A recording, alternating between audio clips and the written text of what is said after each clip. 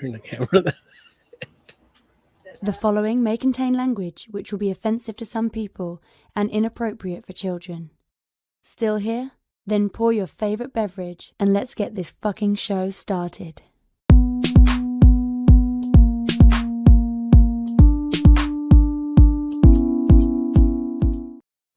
Fantastic Forum, assemble. We're 3/4 of the way assembled. Larry will be here a little later, but we're here live again, as usual, as you've heard us talk about in our many videos and live streams. And we're here live doing our take on different types of reviews and news and a little bit of booze. And yeah, on the line here, I got my man Jay running the board. Say what's up. Hey, what's up? There he goes. And then next to him is Oz. Dog's going crazy, so he might bark at you guys. Yeah, mine's still learning to bark, my new one, so you might hear her howl. But yeah, occasionally you'll see our dogs on here. That's, I don't know, I think it gets more likes or something. But yeah, we got a show for you today. We're going to be reviewing DMZ, the latest HBO Max comic adaptation TV show. Kind of Berlantiverse, kind of not. I don't know. Stick around, you'll find out, because we got little criticisms of it. We also have, I want to say the Japanese name, but I'm going to say the English because it's Jobless Reincarnation. We talked about it last week. We kind of teased the release of it, and we decided to review it. And Jay, can you give me the Japanese name? Mushoku Tensei. Mushoku Tensei, yeah. For some reason, I can see why Larry fucks up all the time with the Japanese stuff. Yeah, it's interesting because I don't know what like the literal translation of Mushoku Tensei is. But it's interesting because everything under the brand is Mushoku Tensei, and then in the subtitle would be what you're actually reading. Is it so like Jobless Incarnation is Rudy's story. I forgot what the full thing for Eris is, her story.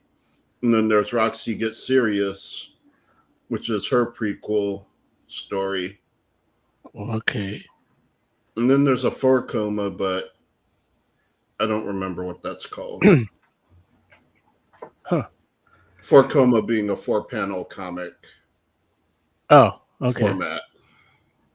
I thought it was a comma before the comma. So I'm just over here thinking, oh, he's using some Oxford English punctuation nickname shit. Yeah, I'm like, yes, I do believe you are correct, sir. And I thought it was like a second subtitle or something. Yeah. Like your name. And we also have a review of Diabolical because we didn't get to it last week. And all my witty thoughts that I had last week, I totally forgot for this week. So it'll be fresh and new for me too, not just you. If you want to join in the conversation, I hope Larry did fix the link, but the lady will tell you how to get a hold of us here. Want to get in on the action? Call Fantastic Forum on Skype and join the fun. Too shy to call in? That's okay. You can join the Discord chat room available at fantasticforum.live. Join the party. You know you want to. Yeah, so as they say, you can join us in chat. We can do Twitch chat and YouTube chat. Discord chat, it's there, but I don't think anybody's joined it, and I don't think we even look at it. So no, I look at it. I check it weekly. I will check it more once people start like posting to it. Yeah, but I'm probably gonna have to start it off. Yeah, I actually am moderating that Discord. I added in a new chat room that's like for production, so people can like, if they have something like they would like us to talk about, they could throw it in there, tell us what they want us to talk about, why they think we should. Okay. And then we have the normal, all the normal topic boards like comics. You want to talk comics, video games, TV, music. it's all there in our chat room. I was actually planning to make a joke about you putting the Discord chat, the Discord link on our Fantastic Forum whatever page. I don't know. I don't go there. But I was basically going to promise that you were going to do it, having no idea whether you will or not. It was going to be pretty funny, but I was caught a little off guard. So everyone, Mo is going to put that Discord link in for you to join, and you could join us. We'll talk. We'll shoot the shit. I am checking it weekly, but once we start getting more people involved, I'll be in there daily, and the rest of the forum will be in there occasionally. Am I even? Yeah. Yeah. Okay. Yeah. You. Everyone's in. When I created it, everyone signed in. So we're all a part of it. I switched the link so that it doesn't expire. So when you do put that up on our Fantastic Forum page, it'll be good for everyone to come join. We'll talk. We'll have a good time. I'm trying to see. Oh, okay. Yeah, it's CAPTCHA. They're looking at motorcycles. Yeah. Oh, no, I'm not a human. Oh, yeah. So I can't tell you what so-and-so is such and such saying there. But it's a link that Mayor Young put is like the only thing that's on there. And what? On the Discord, right? We're talking about? Yeah. It's it's just us waving hi, and then Mayor Young put a link to our Twitch TV. That's it.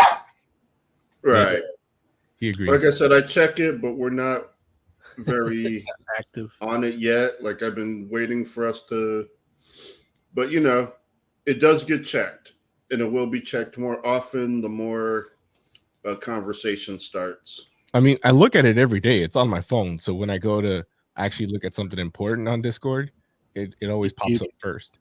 You pop by us. Yeah, I take a look. It's like, yep, still empty. All right. Well, talking about chat, we got a little bit of chat here in YouTube chat. Xenocore 1 says airstrike incoming. And he also says, I'm backing you up on this, talking about Mushoku Tensei. I got it. Success kid. Yeah. So aside from that, how you guys doing, man? I haven't seen you in a while, man. What you been just working, trying to fight off something. Don't know what it is. It'd be just my luck to get the thing. It's the new variant. Right when my work stops giving us 2 weeks off paid. It's the new variant, the Necronomicron. Yeah, so dealing with that. That's why I sound so deep and sexy. Yeah, I was wondering why I was getting wet. And we shouldn't be talking like that on the air, right? That's bad form. Hey, Larry's not here to tell us anything. But he is here in spirit. I can feel his spirit. Where is his spirit? There it is.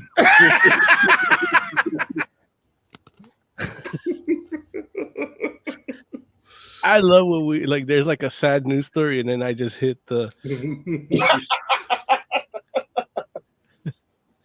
yeah, we gotta do more sad stories so I can hit that button. Right. Did you guys hear that kid that got bombed in the Ukraine?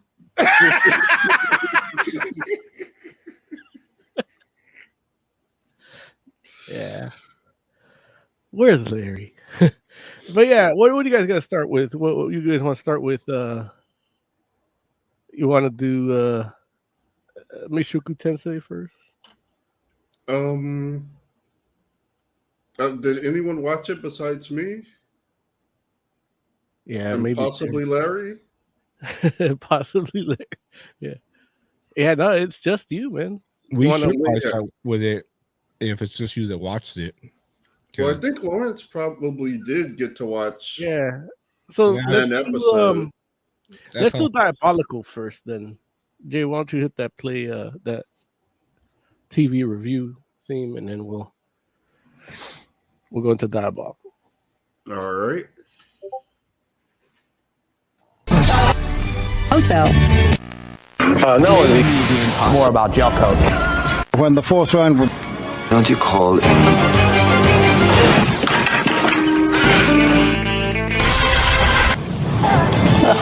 so good already. Jumbo Scampi for limited. Okay. Diabolical is a animated anthology set in the universe of the Boys, and they get different directors and writers to do it in their style, or a specific style rather, because Aquafina didn't have an animation style, right? Before this, Aquafina, I do not believe she has an animation style. Yeah. I believe her face is an animation style. That's fucked up, man. So it's her Like face. right in the middle of Women's Month, you doing this on? I expected better from you, man. No, you didn't. It's only for 1 week out of the Women's Month. See. But yeah, it's done. There's one done like the comic style. There's one done in Which style. I hear the comic one is actually canon to the comic, right? Yeah. Yeah, like look, it's new, but it does take place in that continuity.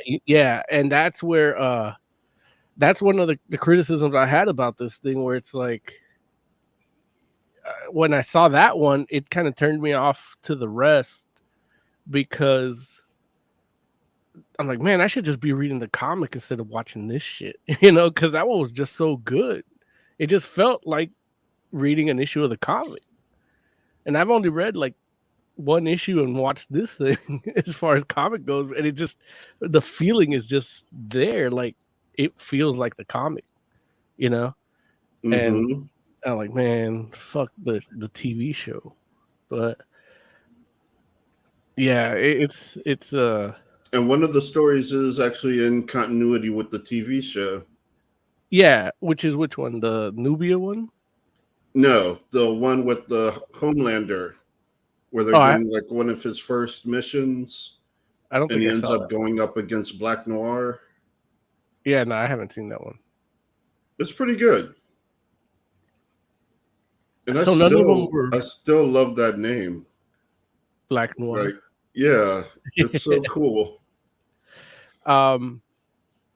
Yeah, no, the first one is like a Looney Tunes or Spielberg style, like yeah, Baby's Day Out, Laser Baby's Day Out. Yeah, and that was classic. It was like you could tell the people working on that like are very familiar with that style of a cartoon with that formula. Yeah, it just the humor in it, the pacing of it, and it almost like, because by those standards, it's a little long, because usually those were about 8 minutes, because they pause for commercial, and then the next they do 3 segments per half hour and 2-minute commercials, and this was a 15-minute short, and it just, the pacing they found a way to modify the pacing to feel like the 8 minutes, to tell you the story. And just the ridiculous gore was awesome. Yeah, I loved it. That actually kind of bugged me. That's the one I saw, is the one with the baby.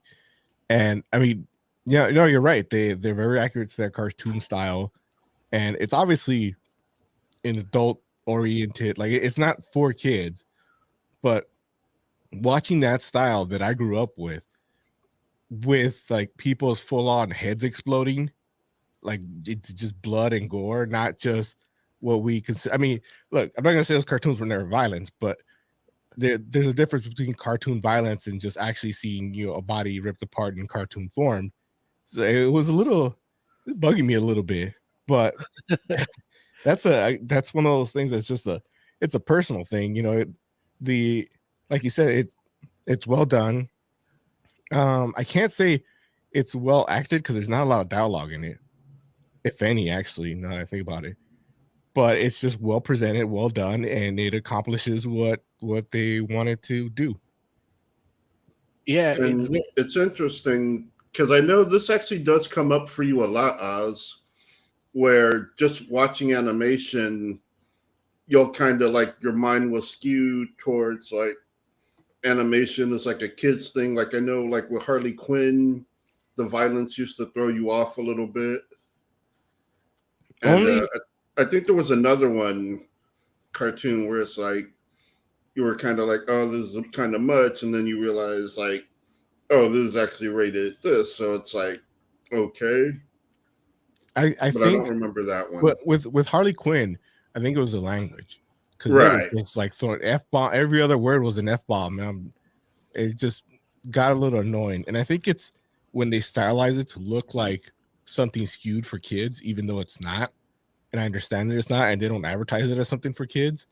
I think that messes with my head a little bit, and it takes me a little while. But if I'm watching like an anime and watching a guy getting ripped apart in an anime, it's different because I'm used to that being what happens in anime. Anime has always been more, I don't want to say adult oriented, but at least, you know, older teen, where you can handle that violence a little bit better. So yeah, it's just when they try to make it cutesy and kind of feels like it should be for kids, but at the same time it's not. It just feels a little dirty at first. I got to get used to it. And you would probably dislike Pretty Violent because it's a comic has a very cartoony style, but again, like over the top gore. Is that what we're reviewing next week? Now that you brought it up, we can. Because the way you described it, like Larry don't know how to describe shit. Jay gets me to want to review it the next week because that's how we got Jobless Reincarnation this week, and I didn't get to watch it. But that's neither here nor there. Now, I didn't know that each episode was going to be a different style and different thing. I thought the whole thing was going to be along those lines, so that's why I didn't go past the first one. But now, hearing you guys talk about the comic book related one makes me want to go back and catch some of the other episodes now that I know they're all different styles, not just different stories. Oh, the next one is actually Justin Roiland. Yeah, his take on it, and his one is actually pretty funny because it's a bunch of people with powers that suck, and so they can't join the league, and they kind of just hide them away in this facility. And once they find out that their parents actually signed them up for it, they're like, well, we got this fucked up power, and then you just sent us away because you didn't want to deal with this anymore. They all break out of the facility and go to murder their parents. It's actually pretty fun. Yes, I've never had a problem with Rick and Morty. But see, that Justin Roiland's a disturbed fuck, man, because like one power is like this chick is just a tongue, like 100% muscle. And then the other one is a dude that has breasts on his face. Like they're just tits that lactate. So when he talks like a guy that has tits over his mouth. What's the animation style? It's like Rick and Morty. Yeah, a little less stylized than Rick and Morty, but you can see the influence. You could definitely see the influence. And then you have one guy that's his name is Mo Slow, and he's just slow. He's like a speedster, but slow. So he's like strangling somebody, and it's like he's slowly strangling.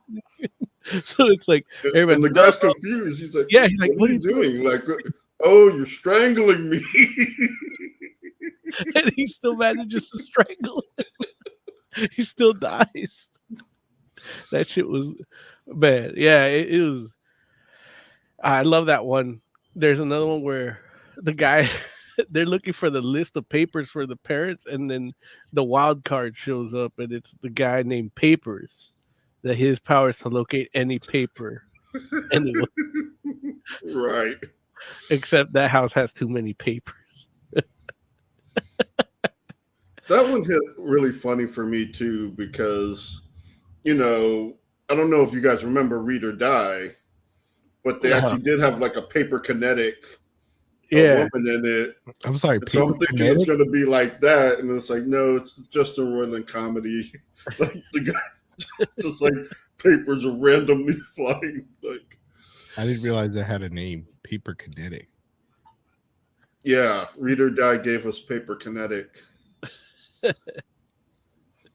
Yeah, I like that Doom Patrol was able to do such a good job with random ass powers. Yeah. Like they had the guy whose power was to locate somebody whose hair he ate. Yeah. Right. Or a talking sentient transgender street. And it was especially funny that the person whose hair he ate and located is the one person on the team that shouldn't have any hair, at least not in his chin where he got it from. Yeah. Right. That's good shit. The third one, I guess, Jay, is that comic one, right? I Is that what believe so. Yeah. And that one was like, again, it felt like reading the comic. The voices were different. It was so good seeing like Huey looking the way like he's supposed to look. Yeah. Like Butcher, I'm kind of used to, but Huey, it was good seeing him. Yeah. And he was voiced by Simon Pegg, Right. who was the inspiration for Huey, which is doubly awesome. Yeah. Yeah, and it even like the voices were good. Butcher's voice was a totally different dude than Carl Urban, but it's still like this is how I would want him to sound. Like when I read the comic, that's the voice I heard in my head. So that ruined the rest of it for me. Real quick in chat, Alfonso says, I hope more shows do this episodic, different creators kind of thing. And it'd be an interesting take to see some other shows take that approach for something that they do, maybe not as a season thing, but off to the side, kind of like how they did this. Mm-hmm. What do you think, man? What would you like to see do like this?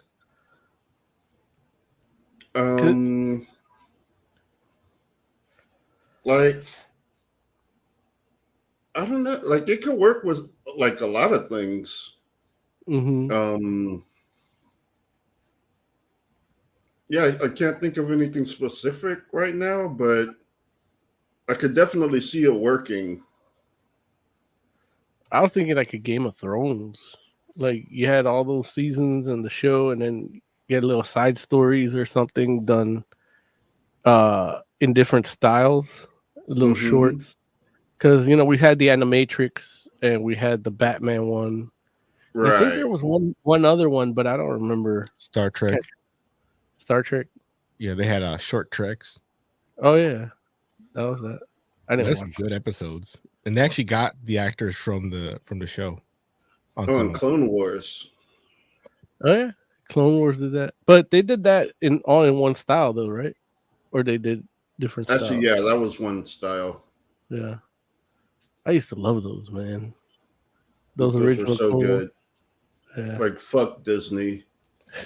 Yeah, they won't give us those. Well, they made them not canon. Yeah, that too. Yeah, but what's his face is bringing them back. Who? The dude's doing the Mandalorian. Happy Hogan and what's the other guy's name? Filoni. Yeah, Fellatio and Happy Hogan are bringing Dave them back. Fellatio. Fellatio is Star Wars Visions anthology series. Oh yeah, yeah. Now I got to go watch that too. Did that came out already? Yeah, we reviewed it. We reviewed it. Oh, you know what? I remember it now. I only watched one episode of that. Right. One of the guys was the Promare guys, one of the stories. Yeah. What you said. But yeah, Star Wars, yeah, it's a good one to do with that because there's so much you can do, even if it's like just fan films, not necessarily canon. Mm-hmm. You know, because at this point, that's what all the old books are. Yeah, fan fiction. Right. But yeah, and then there's I stopped watching halfway through the Nubia versus Nubian. Oh, that one was actually really good. Like, Yeah, I went back and watched it, but I didn't get to watch much after. But yeah, Jay, tell me about that one. so Nubian and Nubia, they're like kind of fighting a lot, and their daughter like is afraid they'll get a divorce, so she goes to one of their old supervillain to like try and fight them, to get them to fight them, so that when they fight, they'll like fall in love again. And yeah, it starts to work, but then the daughter sees like even this fighting, like even when they're happy and fighting, this bad guy who's not really a bad guy, he's just an actor, because Vaughn stages stuff to like for publicity. So like he's not even really a bad guy. He was like they were all friends and worked together. But they start beating the shit out of him, and she's like, "Yeah, this is kind of fucked. So you guys just get divorced, and that's it." And yeah, I really like that one too. Like that one was, yeah, just really good. Now, is there actually a character named Nubia In the comic? I think in the so. show? Because you keep saying Nubia, and I'm thinking of the Black Wonder Woman. I don't remember. Is it, well, who are you talking about when you say Nubia? The character from the short. Yeah, it's Nubian. So it's basically the Black Panther and the Black Pantress. Okay. Yeah. All right. All right. But All like the guy has the it's like Black Panther and Storm. Right. But yeah, because her powers are she has weather powers. Yeah, weather powers. Yeah, that's right. That's what it is. And just wondering. It's funny because like the Black Panther guy has a fake Wakandan accent. Like it's part of the act. Yeah. And it's just that like when I on the first go at it, I was like, man, I don't know. I'm not feeling this episode all that much. But then when I went back and started it over, like next day after, I was already in that burnout where that comic book one just really like set the bar for me, where I'm ready to not like any of it, you know. But but when I went back and watched it fresh, I was like, the fact that the little kid just goes and then the little kid decides they should divorce is like the punchline. But even like how it goes, she goes about it going to the guy. It's like, I'm gonna tell everybody you're a pedophile. You know, like he was afraid of that already. Like he just went to that. Like you can't come in here, kid. People think I'm a pedophile. And then like the neighbors is looking at him, bringing a little black girl into his house, and he's like, "I'm not a pedophile. I don't even have fingers," because his hands are. She's like, "I'll open all your sodas," like, and that's how she got him to agree to the thing. She goes, "I'll open all your soda cans every day. Like I'll come and open your soda cans for you." He's like, I like how him not having fingers makes him not a pedophile. So it's like some real funny writing, and even like though that one was done by Aisha Taylor.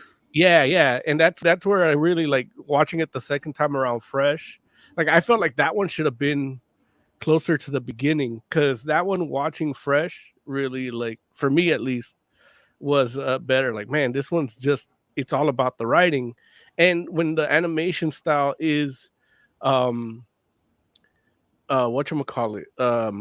in that Boondock style, that's really what it's about. It's about the dialogue and the writing and the almost kind of the situation breeding the comedy, you know, like a sitcom, you know. And that one really, like watching it on its own was really, really good. Alfonso in YouTube says he would like to see the X-Men done in that anthology style, because there's already a lot of art styles in the comic, so it lends itself to that. And that's kind of like, I can kind of see where he's coming from too. Like, if you look at like Joss Whedon's X-Men, and the like secondary and tertiary mutation stuff, like there's a lot you could do with X-Men too. Plus all those damn like status quo changes. Like the Phoenix goes to everybody a little bit, or what's the other, like the House of X and all that, what's the other one, the X of Swords and Powers of X and all that.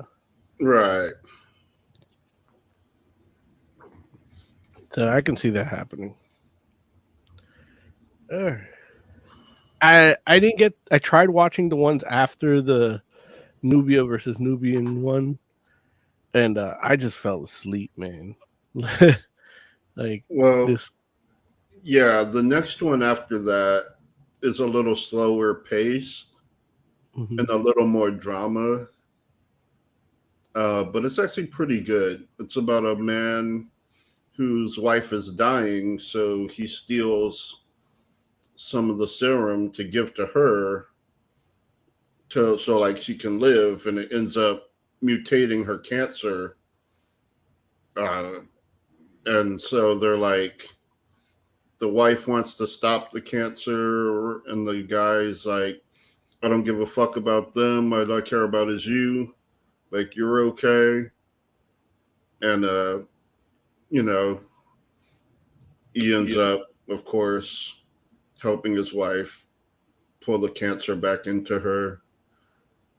Man. I did kind of see that. I guess I didn't. I was like dozing off because I remember that one. That was in a different style too. Couldn't quite put my finger on the style, but yeah, man, that was who did that one? I can check. Yeah, because I know Andy Samberg did one, and his wasn't. I think that's the one he did. Was it? It might have been, because it wasn't even funny, and I'm like, Andy Samberg's funny. Yeah. I thought he did. Didn't he do Boyd in 3D? Oh, that might have been the one he did. Yeah. Yeah, because that one was another one that would surprise me if he did that, because that's not like funny either, per se. Right.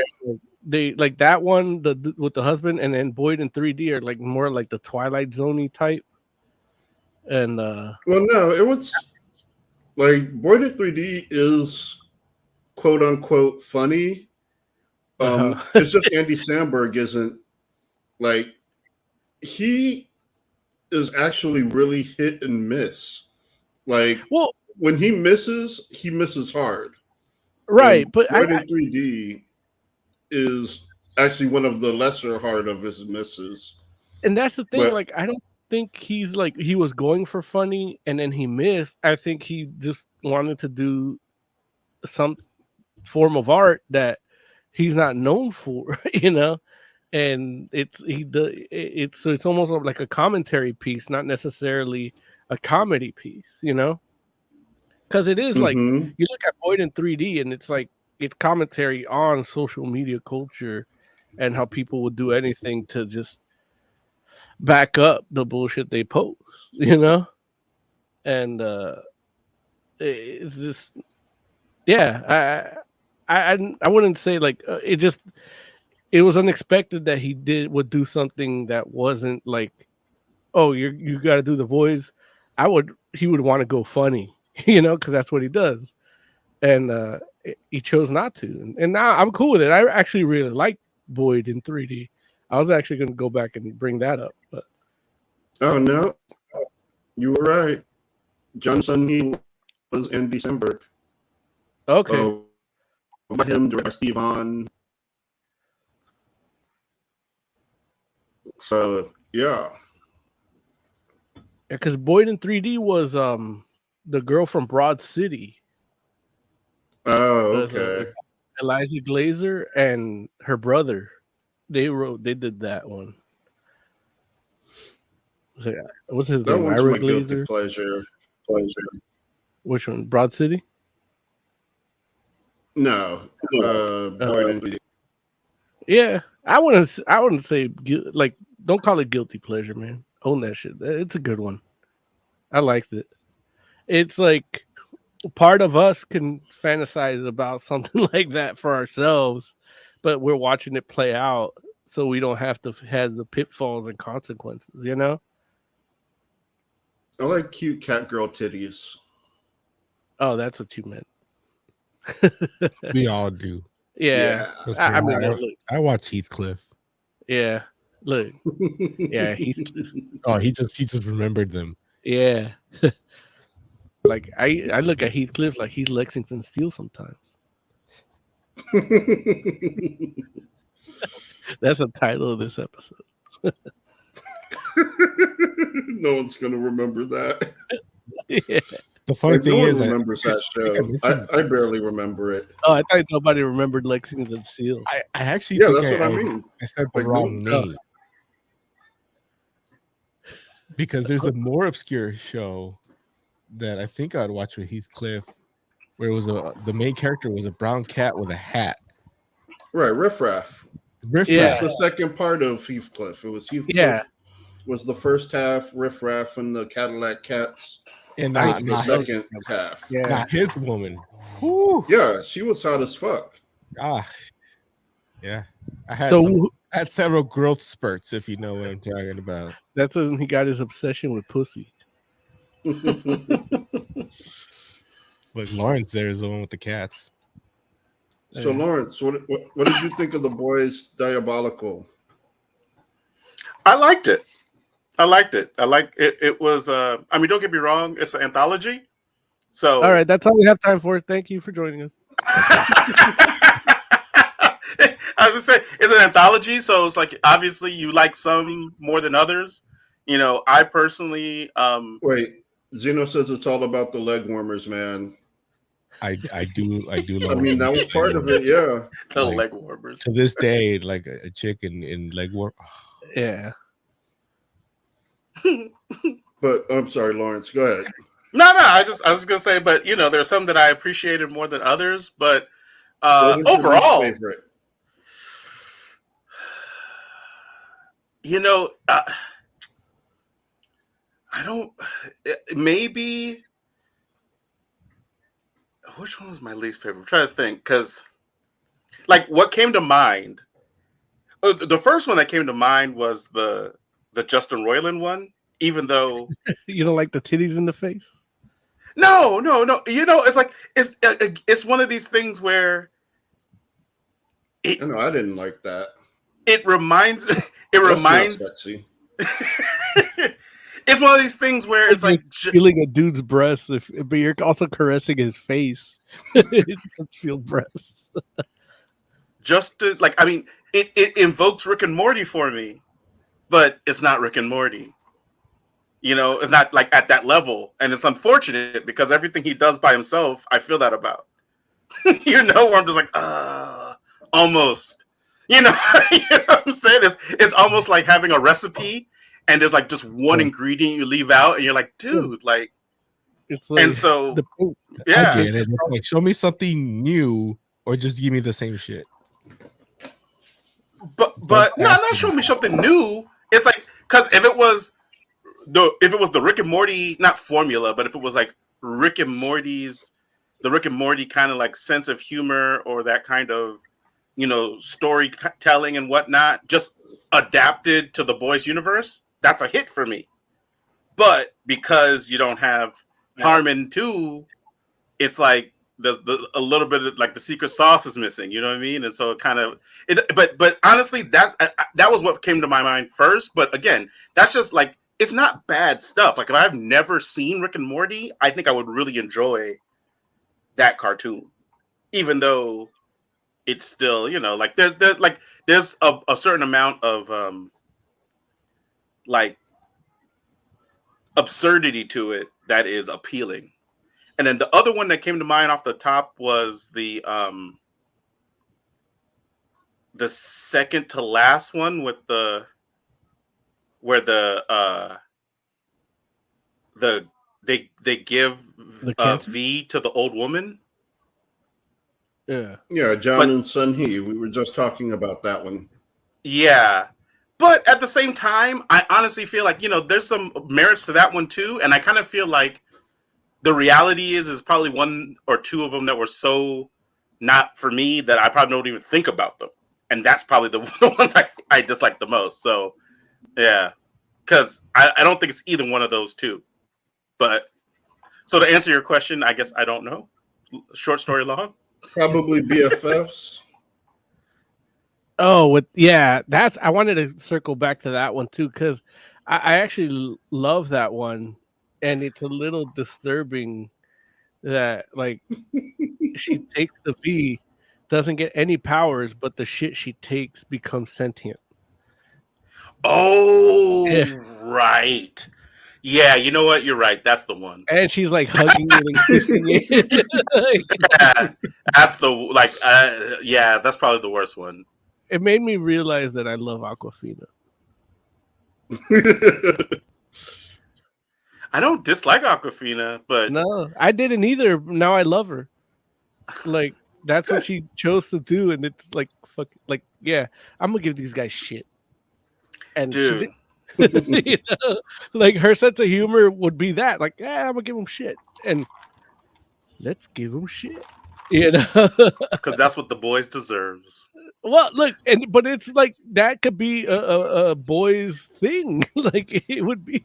I mean, it could be. I guess it could be, but I feel like the boys would have did it differently, and not higher brow necessarily, but in a way that would have made more sense. Like it doesn't make sense to me that like Wanted did. Yeah, exactly. Yeah. Right, and it's not like she would. Why would you befriend or be so affectionate to a sentient piece of poop? Because it's part of you. But it really isn't, though. It is. It's a part of you that you don't want to keep, because you're afraid to keep, because it'll make you sick. But you love. You enjoyed when you were putting it inside of you, and now you discard it like a piece of shit. Right. Yeah. I'll tell you which ones I liked. You treat me, Larry. Oh no, Mo. I know. No, not at all. No. I liked the one that was like the homage to the comic. That was awesome. Well, Jay, tell them. There was in continuity with the comic. Yeah. Oh, that's awesome. Like in like some of the later ones they just did.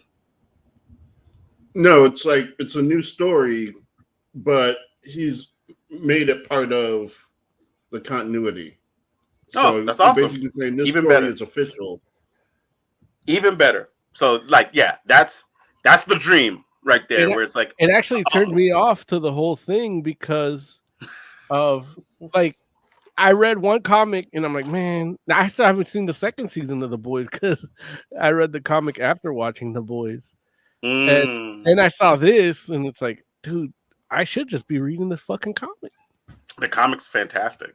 Yeah, I know. Yeah. Garth Ennis created the darkness. Yeah. Well, there you go. And I don't know if that's the what I would go to for Garth Ennis, but okay. He created the darkness. Garth Ennis, like, that's why it's like he's prolific. That's like my point. Like there's a lot of things in comicsdom that he's been a part of and you don't even know. That's true. That is true. You're absolutely right about that. And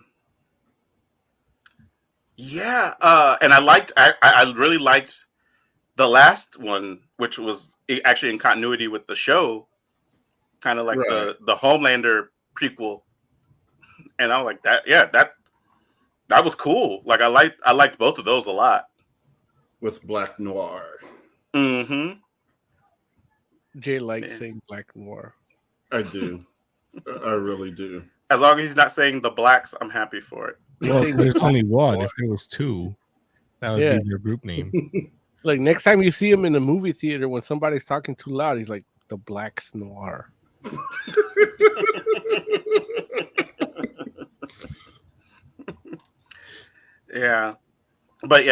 But overall, I liked it, and I hope they do another like season or set or however you want to call it.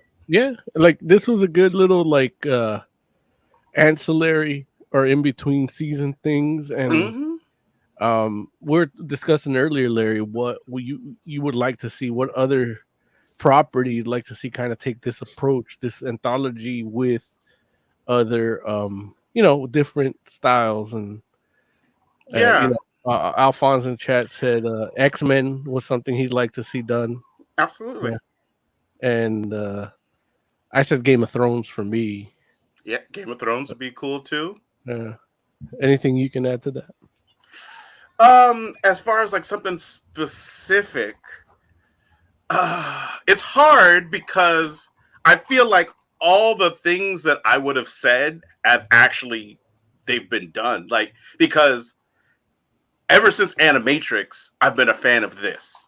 You know what I'm saying? Like when Animatrix came out, and it was like in line with like, and that's the thing too, where like those stories are technically stories in continuity with the world or whatever.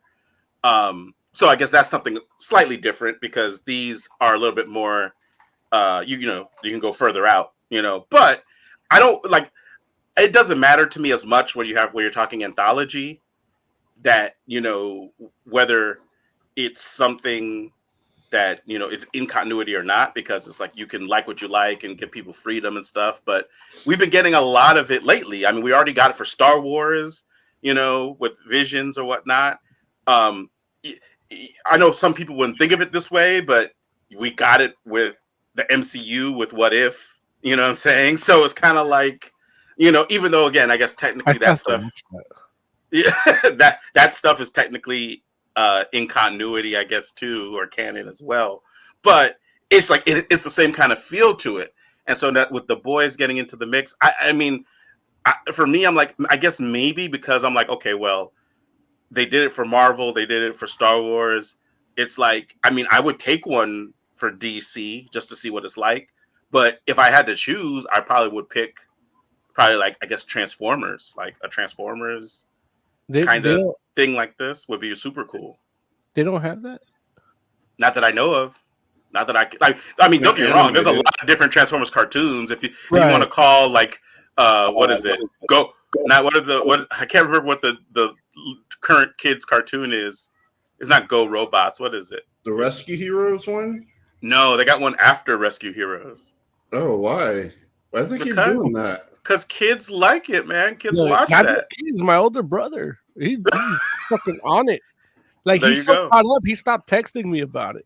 He used to be like, yo, Transformers, Cyberverse, and we're like, that's just it what he's saying. Like that's like, motherfucker doesn't talk to me for weeks, doesn't text me on my birthday, but right on May 29th, he's like, Transformers, Cyberverse, N-word. Yeah. What?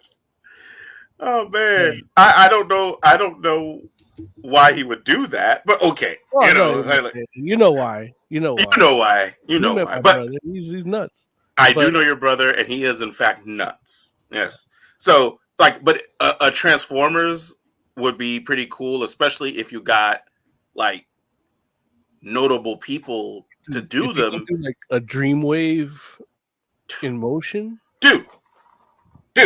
Like, let me tell you, I don't even need the anthology if you're going to do Dreamwave in motion. Like, if you want everybody just to focus on that, like 7 minutes, like, I'm not even talking about. I'm not even talking about anything feature length. I would feel wrong for asking somebody to make 20 minutes of Dreamwave Transformers. But if you could do like a solid 7 for me, though, I would buy that twice. I would buy that twice. Just like, whatever. Like, it's only digital. That's fine. Here, take two. Yeah. Because I'm like, I just want to see that. But it has to be like, it has to look like Dreamwave though, and that's why it's like, I'm like, okay, I'm not gonna ask for more than that because we basically probably hired an entire country to animate some stuff. You know what I'm saying? Like Myanmar is like, damn it, can't come home, honey. We're in crunch. We're in crunch. They're like, you just got that job 2 days ago. We're in crunch. So man, that would be so they cool. probably stop a war, like the Khmer Rouge would not have happened because look, let's get this country on point. We could all be employed. Yeah, man. This job will make it so that there's no ruling class. Dude, it would be so cool to see. And so, but I would not mind an anthology in that area just because it'd be interesting to see what people come up with. Especially Transformers is iconic, but at the same time, it's not the kind of thing that has a pinned down kind of continuity. You know what I'm saying? Where I know they keep trying, but they fail. They fail miserably, and it bothers me because it doesn't feel like it's hard. Like I feel like if you wanted me to do it, I could do that. But you're telling me nobody else could? I don't believe that. If I can do it, some others. There are much more talented people out there that are writing things than myself. And much more talented people than myself that can read those scripts and interpret it and maybe even elevate those scripts and make something solid that people are like, this is the Transformers continuity now. But up until this point, we're all like, man. Make the Transformers fanverse. And I don't like the name fanverse. Nah, that's just a working title, Larry. This is production meeting time. I'm sorry. You're right. Yeah. There it is. Join the Patreon. You could be part 2 of this production meeting. $1,000 a month, though. That's it. Only $1,000 a month. Ourselves. The low price of $1,000 a month.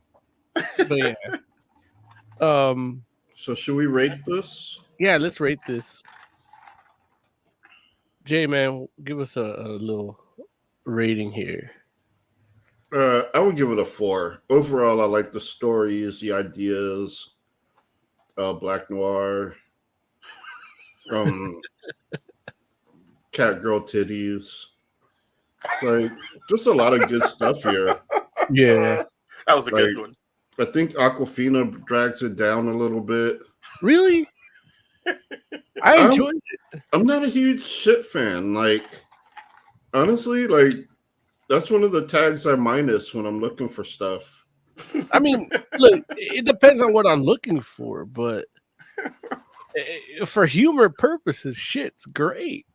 Yeah, it can be. Like literally, I could just tell you about, and I know Eddie Murphy did it too, where he just tells you like, "Oh, I took a weird shit today," and then he just tells you like, "You ever had that one that just clings?"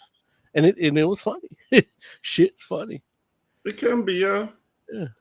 But I just didn't find this particular story that funny. Even when she was hugging it and kissing it. Like the only part I kind of liked was when like she became like shit kinetic, just because I don't think I've ever seen that. And like I think the closest we come to that is dude from Savage Dragon, or was it Dung? And he was basically just shooting out shit. Mm-hmm. Like he wasn't controlling it. From where? He had like 2 arm cannons. You don't remember Dung? No. I love how Jay said that with such conviction. You don't remember Dung? That might be the title of this episode. I mean, it was so random. It was like within the first 4 issues, like I'm pretty sure it's like within the first 4 issues of Savage Dragon, like Dung makes an appearance, and it's like it's so random, and it's like you're trying to build up your brand. It's like, but here out comes Dung. Like what are you doing? Like I feel like an odd thing. Jay just got finished talking about how nobody's gonna remember Lexington Steel, but Dung he shocked by. Don't remember Dung? But what about the trading cards? Like where's my roll of toilet paper? Here's a trading card. Look, I feel like the highest form of humor, or for me, when it comes to feces, is Mr. Hanky, and that's it. Everything outside of Mr. Hanky is like, nah. Like I don't want anything to deal with it. I don't need it in my life. It's not so funny that I don't know. Like saying it is one thing. I'm just talking about like seeing it be your best friend, and then like I don't know. Like I feel like Mr. Hanky is the exception. Like it's the shit character that actually works. Where you're like, damn it, this is hilarious because it's so asinine, and it's like this is like nah, this is freaking lowbrow Mr. Hanky. So there he is. There's Dung on the cover of Savage Dragon 39. Yeah. Like, this isn't his first appearance. This is just when he got the headline, the cover. In case you were wondering, because he comes out really early. Right. Well, Dung like, usually, right at the beginning of the day, Dung is there, and then maybe towards the end. See, that's funny. I like that they even colored Savage Dragon brown. He's covered Well, he's being buried in feces, apparently. I love Eric Larson. I'm mad that it's basically Stilt Man. Like that is Stilt Man, but instead of still to shit. Right? Exactly. Like I'm like, oh, imagine the pitch meeting. Stilt Man, but shit. Like, I love that. Yeah, that's I love gold, Eric. That's gold. Brown gold. It's brown gold. Oh jeez. Oh man, like I love Eric Larson though, man. That guy's imaginative as hell. Yeah, I love him. I love Aquafina. I hate Jay for not loving Aquafina's shit, like cute little Literally. shit. So yeah, his first appearance was Savage Dragon number 5. So I was close. Savage Dragon number 5? Yeah, I thought he was in the first 4. One of the first 4. Wait, that's like volume, like not volume 1. Yeah. Yeah, volume 1. I don't remember that guy at all. Like I'm pretty certain I have a comic in my collection somewhere. Yeah. Yeah, it was so strange. So I just remembered, like it's Dung. a great name too, Dung. And then that's when I used to read the letters page. Like back then when that came up, I was still reading the letter pages. And I remember one letter was like, just, we need more dung. And then Larson was like, ew, what are you talking about? Oh, you mean the character. It was like, Dung, yeah. Wild. All right, who else is rated? And have Eric Larson draw Dung on it. Dude, he'd probably be so happy. Oz, man, what'd you rate this? Sorry, I got distracted because there's also a villain named Heavy Flow. Oh, for Women's Month? Hey. All right, so okay. Share the picture. I don't. You can just share your screen, Oz. No, I don't want to share that screen. No, it's like you can share just the tab if you're using Chrome. I know you've said that before, but hold on. It's still true. Take the I'm sorry, Oz. Never mind. Give us your. I'm trying to not demonetize. While you're doing that, we have a question in chat. Amy Chibi from Twitch chat says, Amy, I have a question. Do you not consider the games War for Cybertron and Fall of Cybertron as the main lore for Transformers? Because this was said to be that was going to be the official lore. That and that is absolutely true. First of all, those games are amazing. I just want to say that first. But shit. They were supposed to. That was another attempt from Hasbro to like kick off an official lore for Transformers, and it's supposed to be like those games, and then a certain set of comics and all this kind of stuff. And I think they were gonna do some animated stuff, but it fell apart. Like it just didn't work. It didn't catch on in the way that they were hoping, and now it's gone. So I don't like. I wouldn't mind if that would be where we start an official set of lore. Actually, you know what? No, I'm sorry. They did do an animated thing for that because those were I think that was what the whatchamacallit was. Rescue Bots? No, Jay. the Netflix, not Netflix, the Machinima Transformers stuff that they did. I can't remember what the name of those. It was the one that was in correlation with the toys. So Yeah, it was that was the one. It was on Netflix, right? I don't think it was on Netflix. I think it was like Machinima. Like not the last one. That's like the. Oh wait, I'm sorry. Yeah, because the last Netflix trilogy that just came out is another attempt to have kind of, I guess, a more official kind of lore thing or whatnot. Which who knows? This might catch on because people like those shows, but maybe not. I don't know. It works with the toys and the show, but that doesn't mean that that's like the official lore. Like obviously they're not. It doesn't have anything to do with like any of the movies, and I don't think they're doing any novelizations or comics or anything either. Oh Jesus Christ, Oz! Wow, I told you it was messing me up. Wow. What's her first appearance? It was probably that issue because she's introducing herself in that panel. Yeah. So, but what issue is that? Judging by the young Malcolm there, that's probably like around like 40 or 50, but I could be wrong. I'm not even sure which one of those villains I would want to fight. I'd rather fight. Like I don't think either one. A team up. Her first appearance was Savage Dragon number 32. 32. Okay. Volume 1? Yeah. There's only one volume of Savage Dragon. Is there only one volume of Savage Dragon? Yeah. Damn. Because he ages in real time, right? Yeah, he just does it all.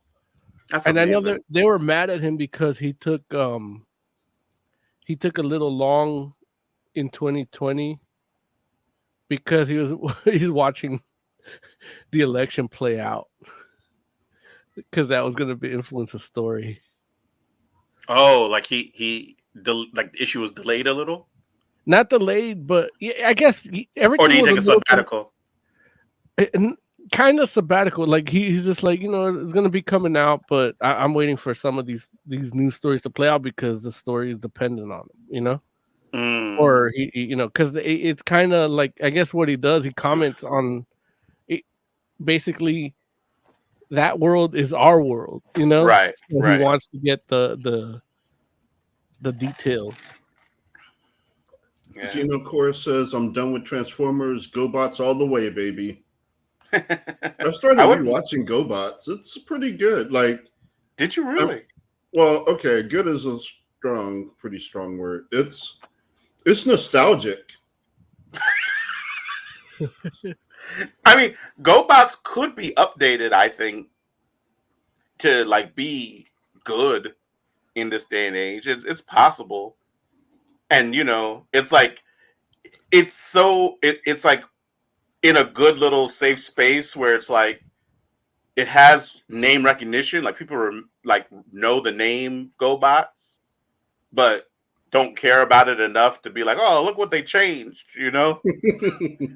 like I feel like Highlander's like that too. Like we should have a Highlander reboot, like right now. I've said this before. Yeah, the cartoon wasn't great. Highlander. Yeah, I believe that. Well, I mean, it was good. It was just weird because it was a cartoon, so they couldn't do like cutting off heads. Oh well, listen. And so you're not the gonna cut people's heads off. Give their powers to. I forgot what the main guy's name is. McLeod.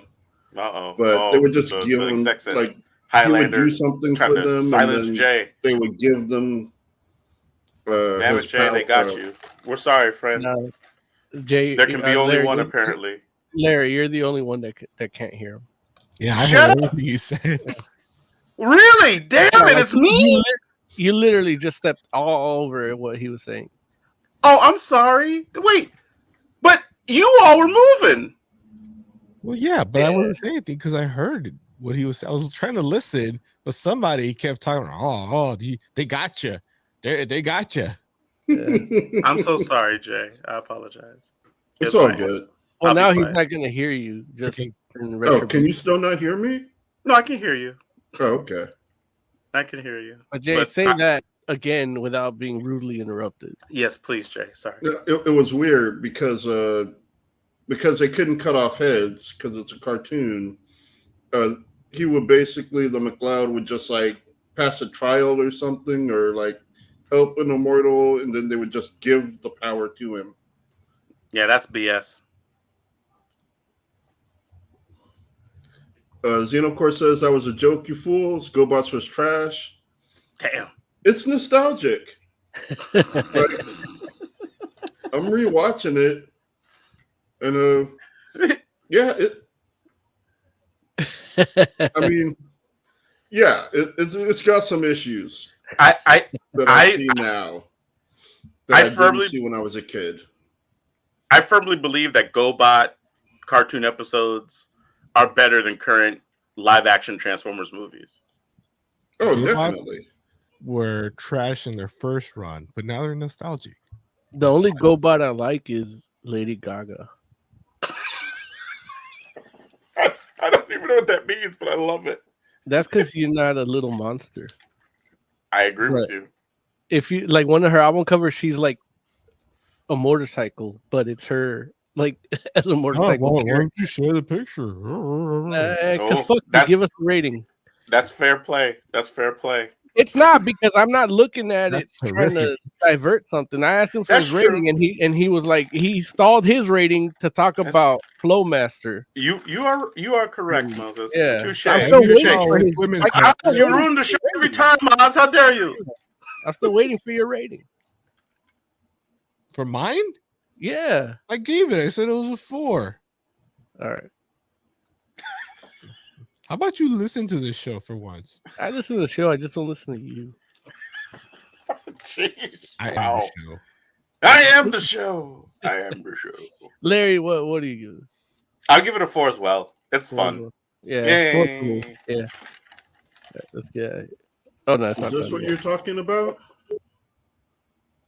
Yeah. I mean, I guess that's Go Body. Yeah. That's more like I feel like that's the closer to the, what is it? Wasn't one of those GoBots like that? Like Psykill. Yeah, Psykill.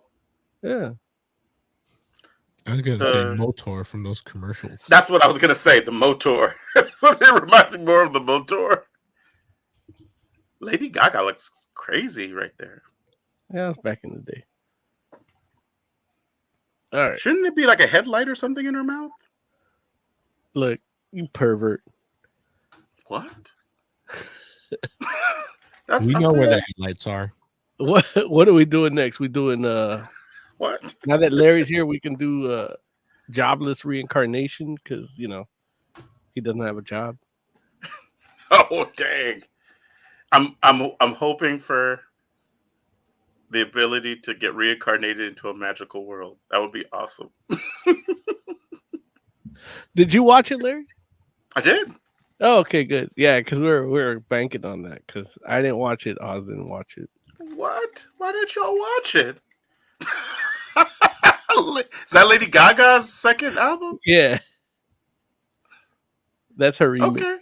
Okay, look, I stand corrected. I think she was going for this. I don't think that's why she didn't have a headlight in her mouth. She's like, nah, I'm trying to go full Psykill. That's funny, man. So bad. Why did y'all not watch Jobless Reincarnation? Y'all would have liked it. Look, I guess I'll start off the segment by saying that the Funimation app is garbage. And it's on Hulu. Why didn't you tell me? You didn't tell me either. Yeah. I don't have Hulu though, so it wouldn't have helped. Oh. But if he would have told you, I would have probably been there. And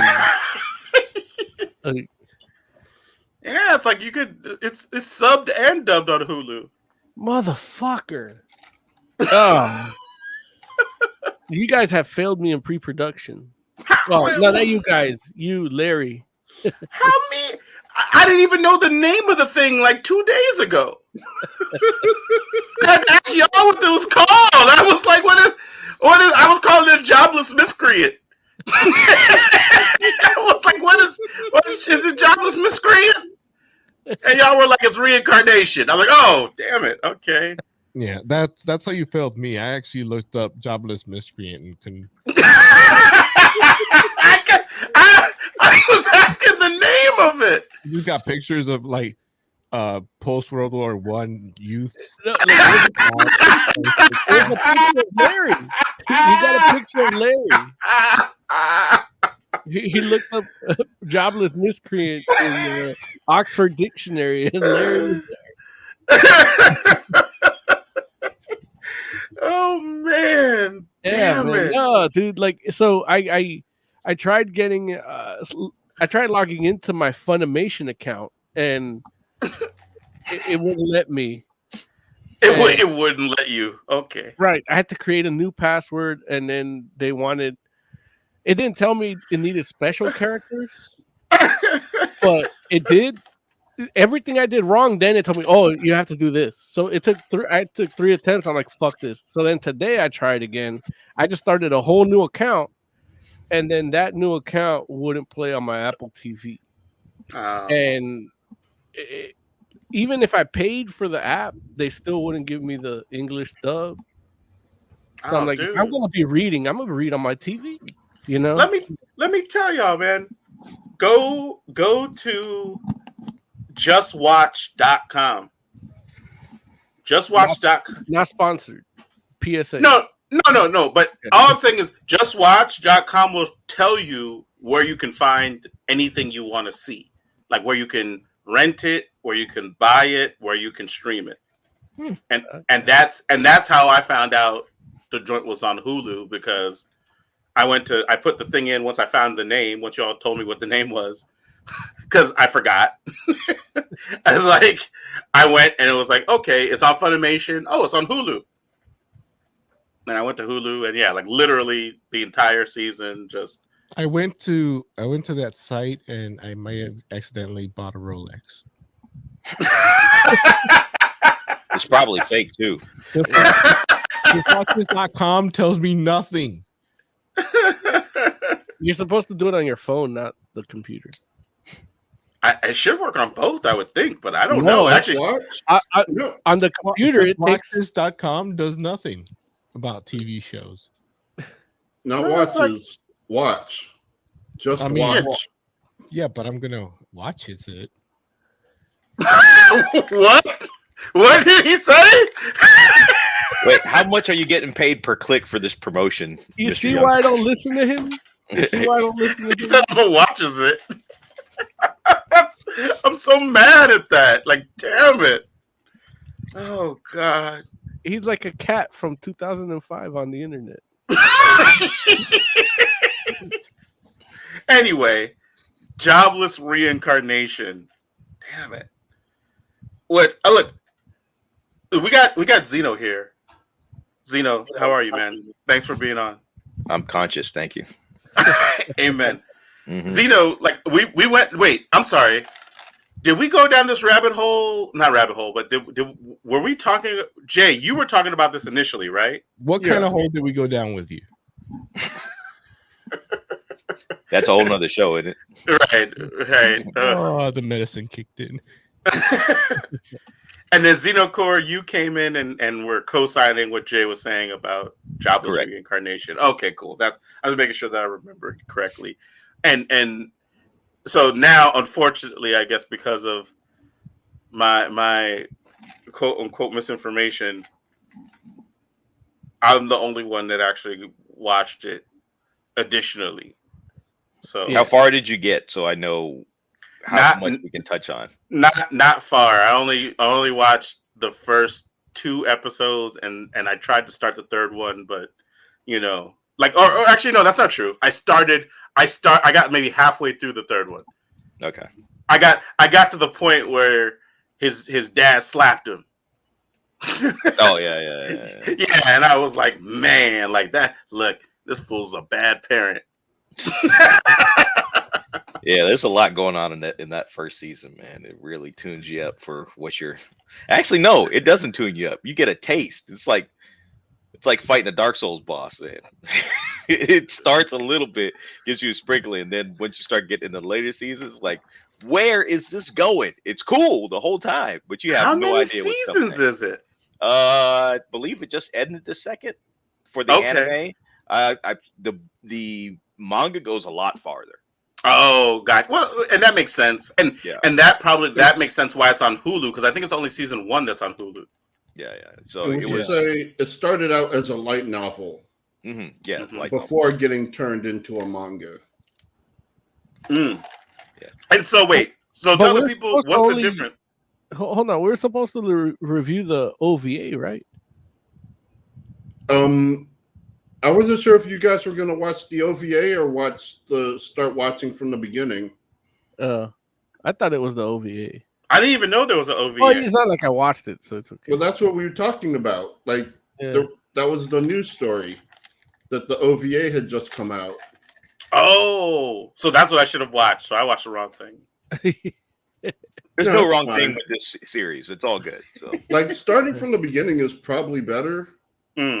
So, okay, it's. So Jay, why don't you start us off and tell us what Mushoku Tensei?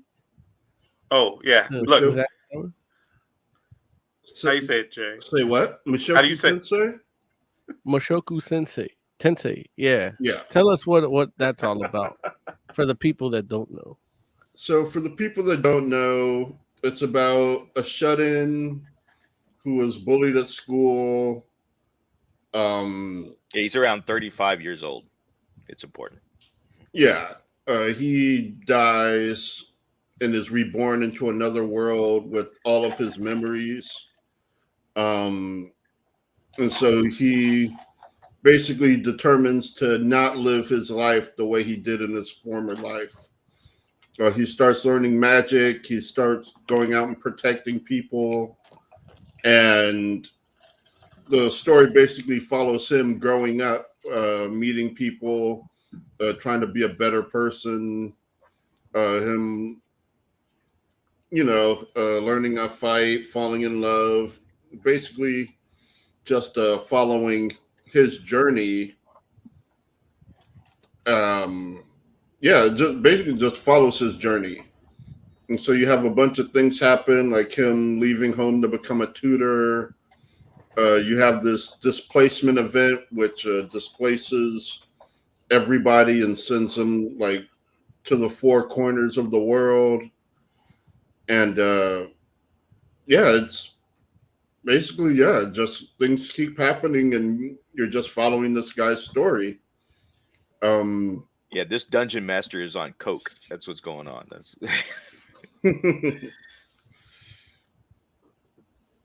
all right. So yeah, man. I mean, I don't even know what questions to ask here, man. Like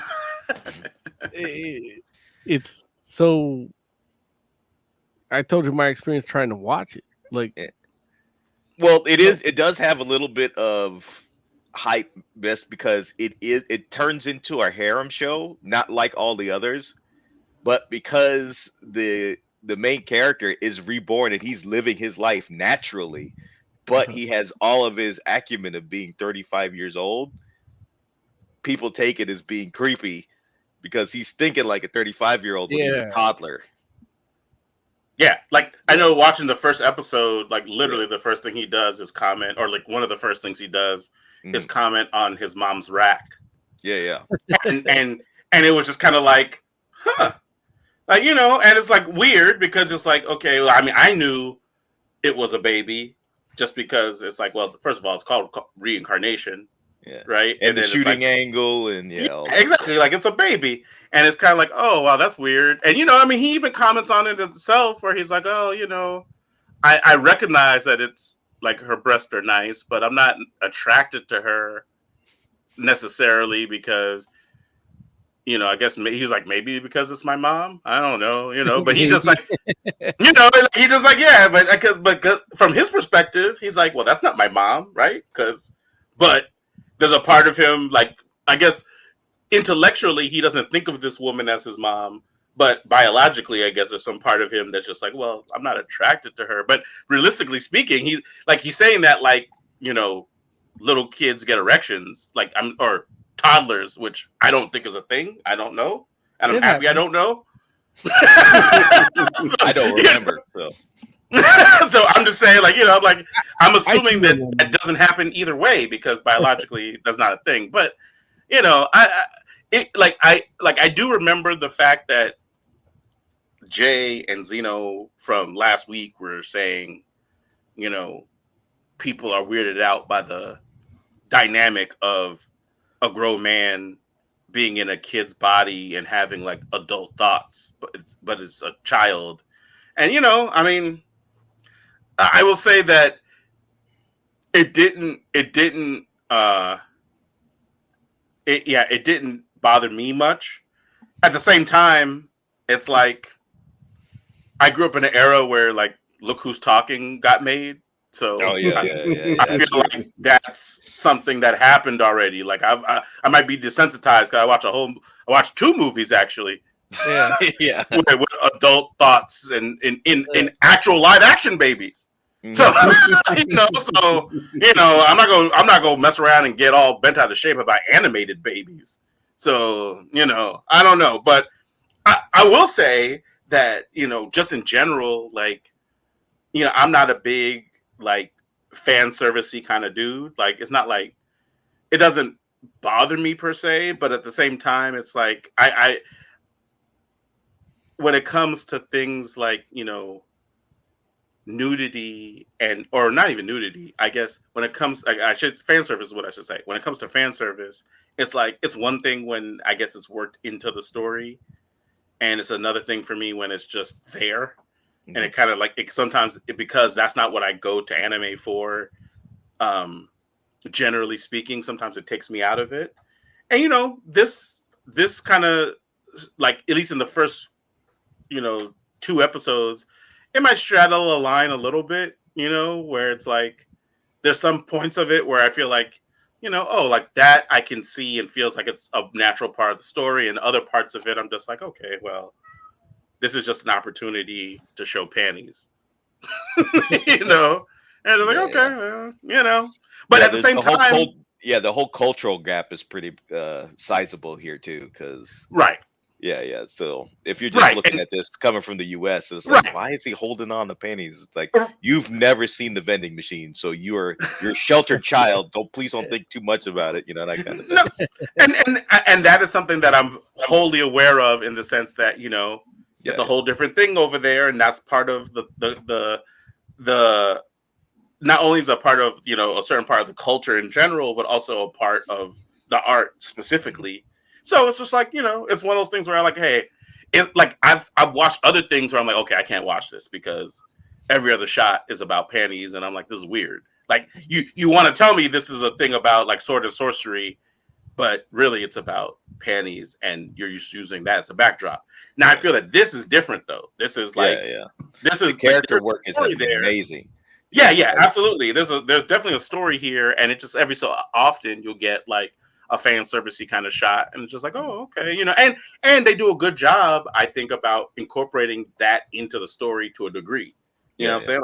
Like I feel like even though he was talking about his mother's boobs, it felt very much connected to the idea that this is a person, like a grown man, discovering he's been reincarnated, as opposed to it just being like gratuitous breast shot, And so that was interesting to like take that journey.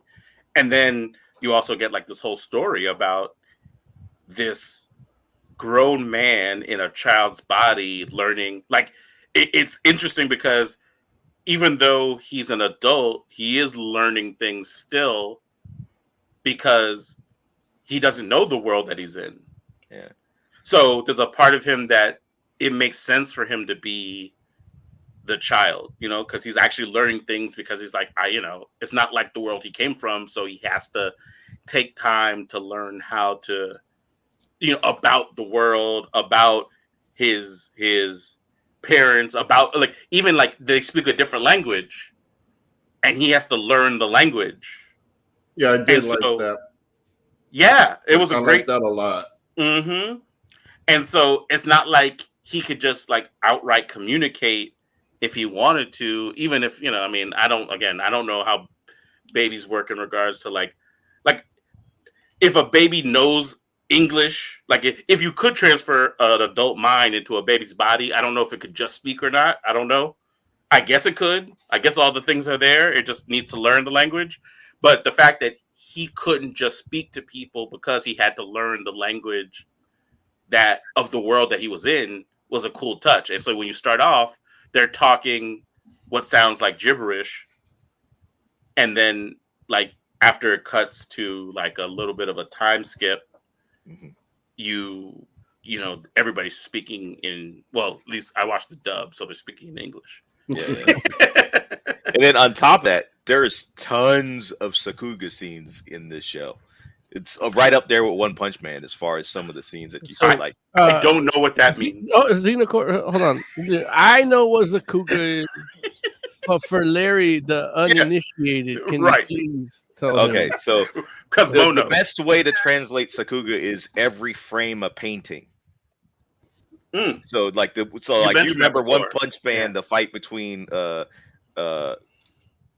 Saitama and Genos when they're fighting in the quarry. And every time they do a pause, and you could tell every single frame was a fresh drawing. There's a lot of that in the first 3 episodes, like when he first shoots the water attack, it blows off the side of the house. Yeah. When he blows up the tree, and then she heals the tree, and you see all the fibers come back together. Yeah, there was a lot of that. So yeah, I was thinking, I don't know how they're going to maintain this level through the whole series. There's no way. I mean, even One Punch Man, they stopped after the first season because everybody's like, you know what? I'm just gonna do this because I love this story. And then after that, it's like, okay, guys, you got to pay me now. Yeah, they got to cut the budget. But, yeah, man. Yeah, and there's a lot of it. Even going into season 2, there's still quite a bit of it. It's used here and there. So a lot with the water effects is mainly. So the first season, or at least what I thought, based on Hulu, what I'm perceiving as the first season, it was 24 episodes. Is the second season a similar amount of episodes? I actually think they probably joined first and second season. So okay, so it might be like 12 and 12. Yeah. Okay, so that's cool. I know from what I learned, thanks to Tiger Claw, he gave me a new name for the Funimation app. It's No Funimation. It's going away. Yeah, but it wasn't fun dealing with it. But the 24th episode is titled OVA. Blah blah, whatever it was. Yeah. It's a like a 0.5. It's a meanwhile episode. It's a cool episode, but it's a meanwhile. Yeah. So apparently that was all supposed to be the same part. So they just filmed the first half of season 1, released it, and then they did the second half of season 1 officially. So okay. Yeah. So because there was like a year break between 12 and 13. So now, Jay, man, let's jump into this OVA. This is what we're all here for.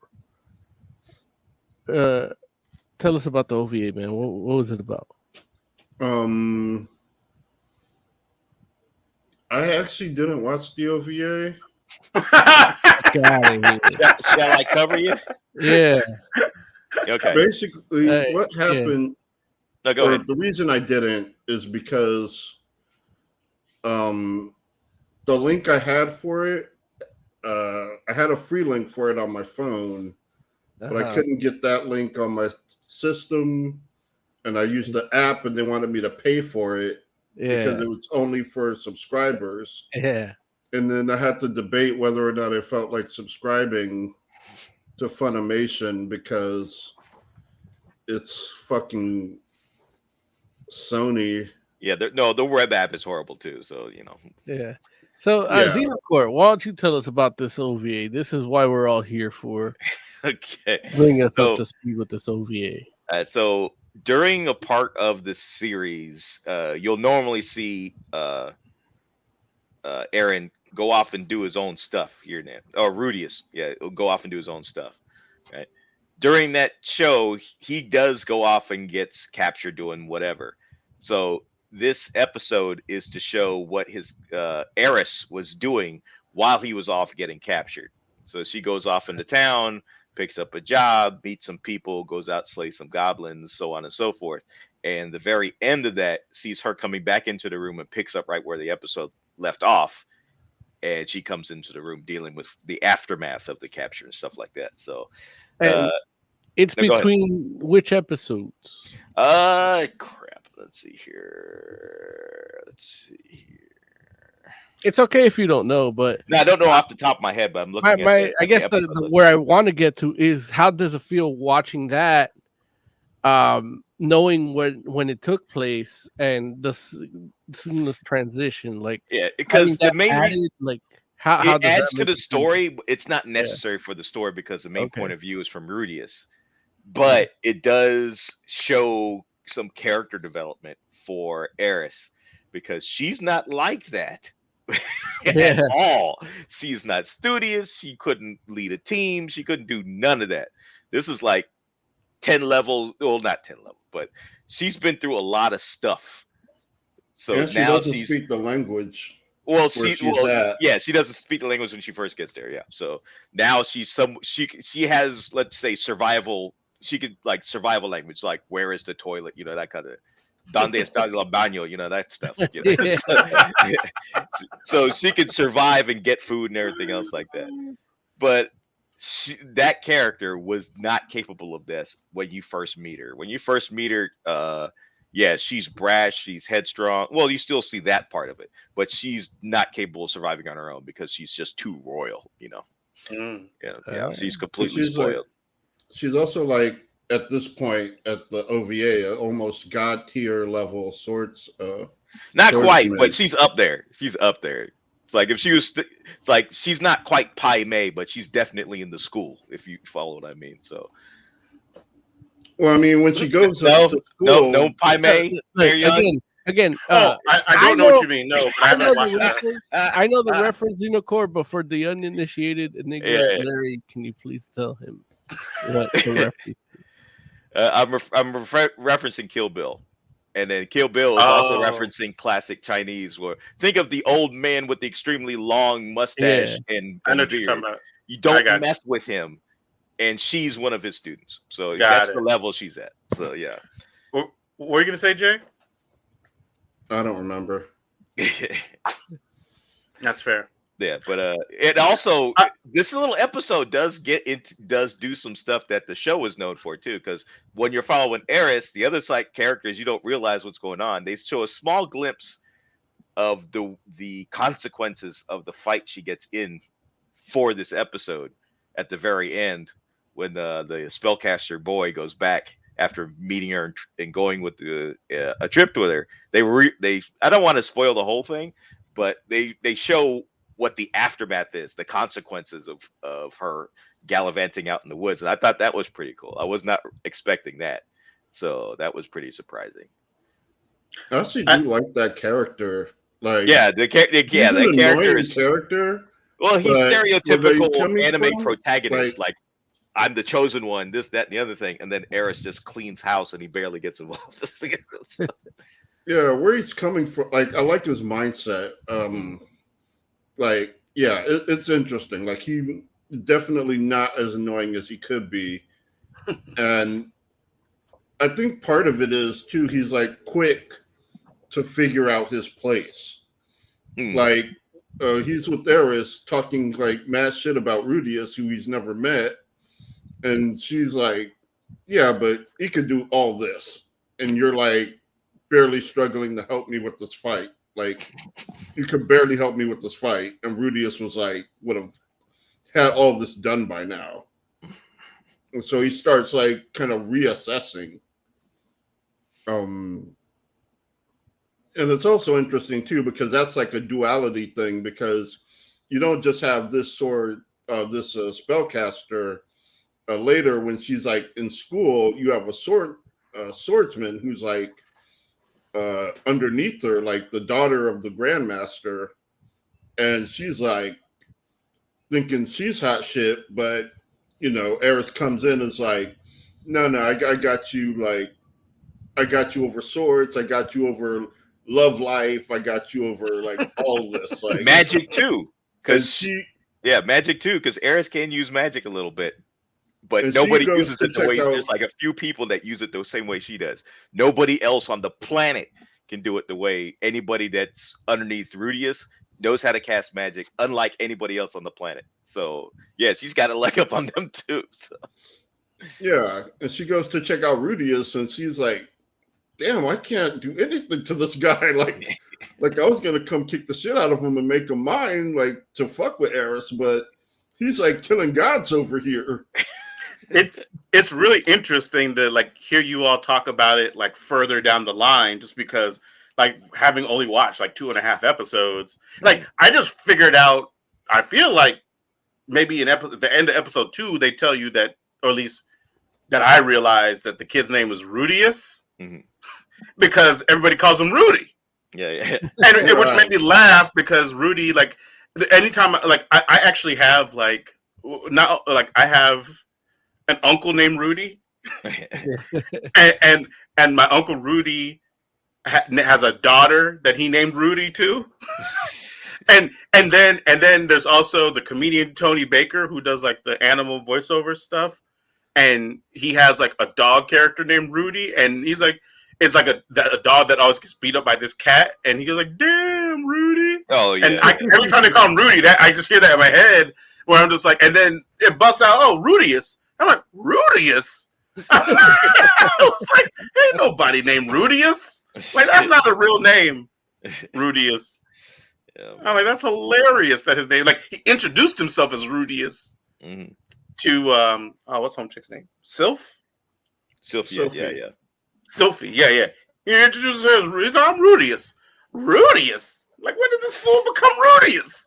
He's like he only 5-6 years old. Now he grown, huh? He's like, I ain't Rudy no more. Now I'm Rudius.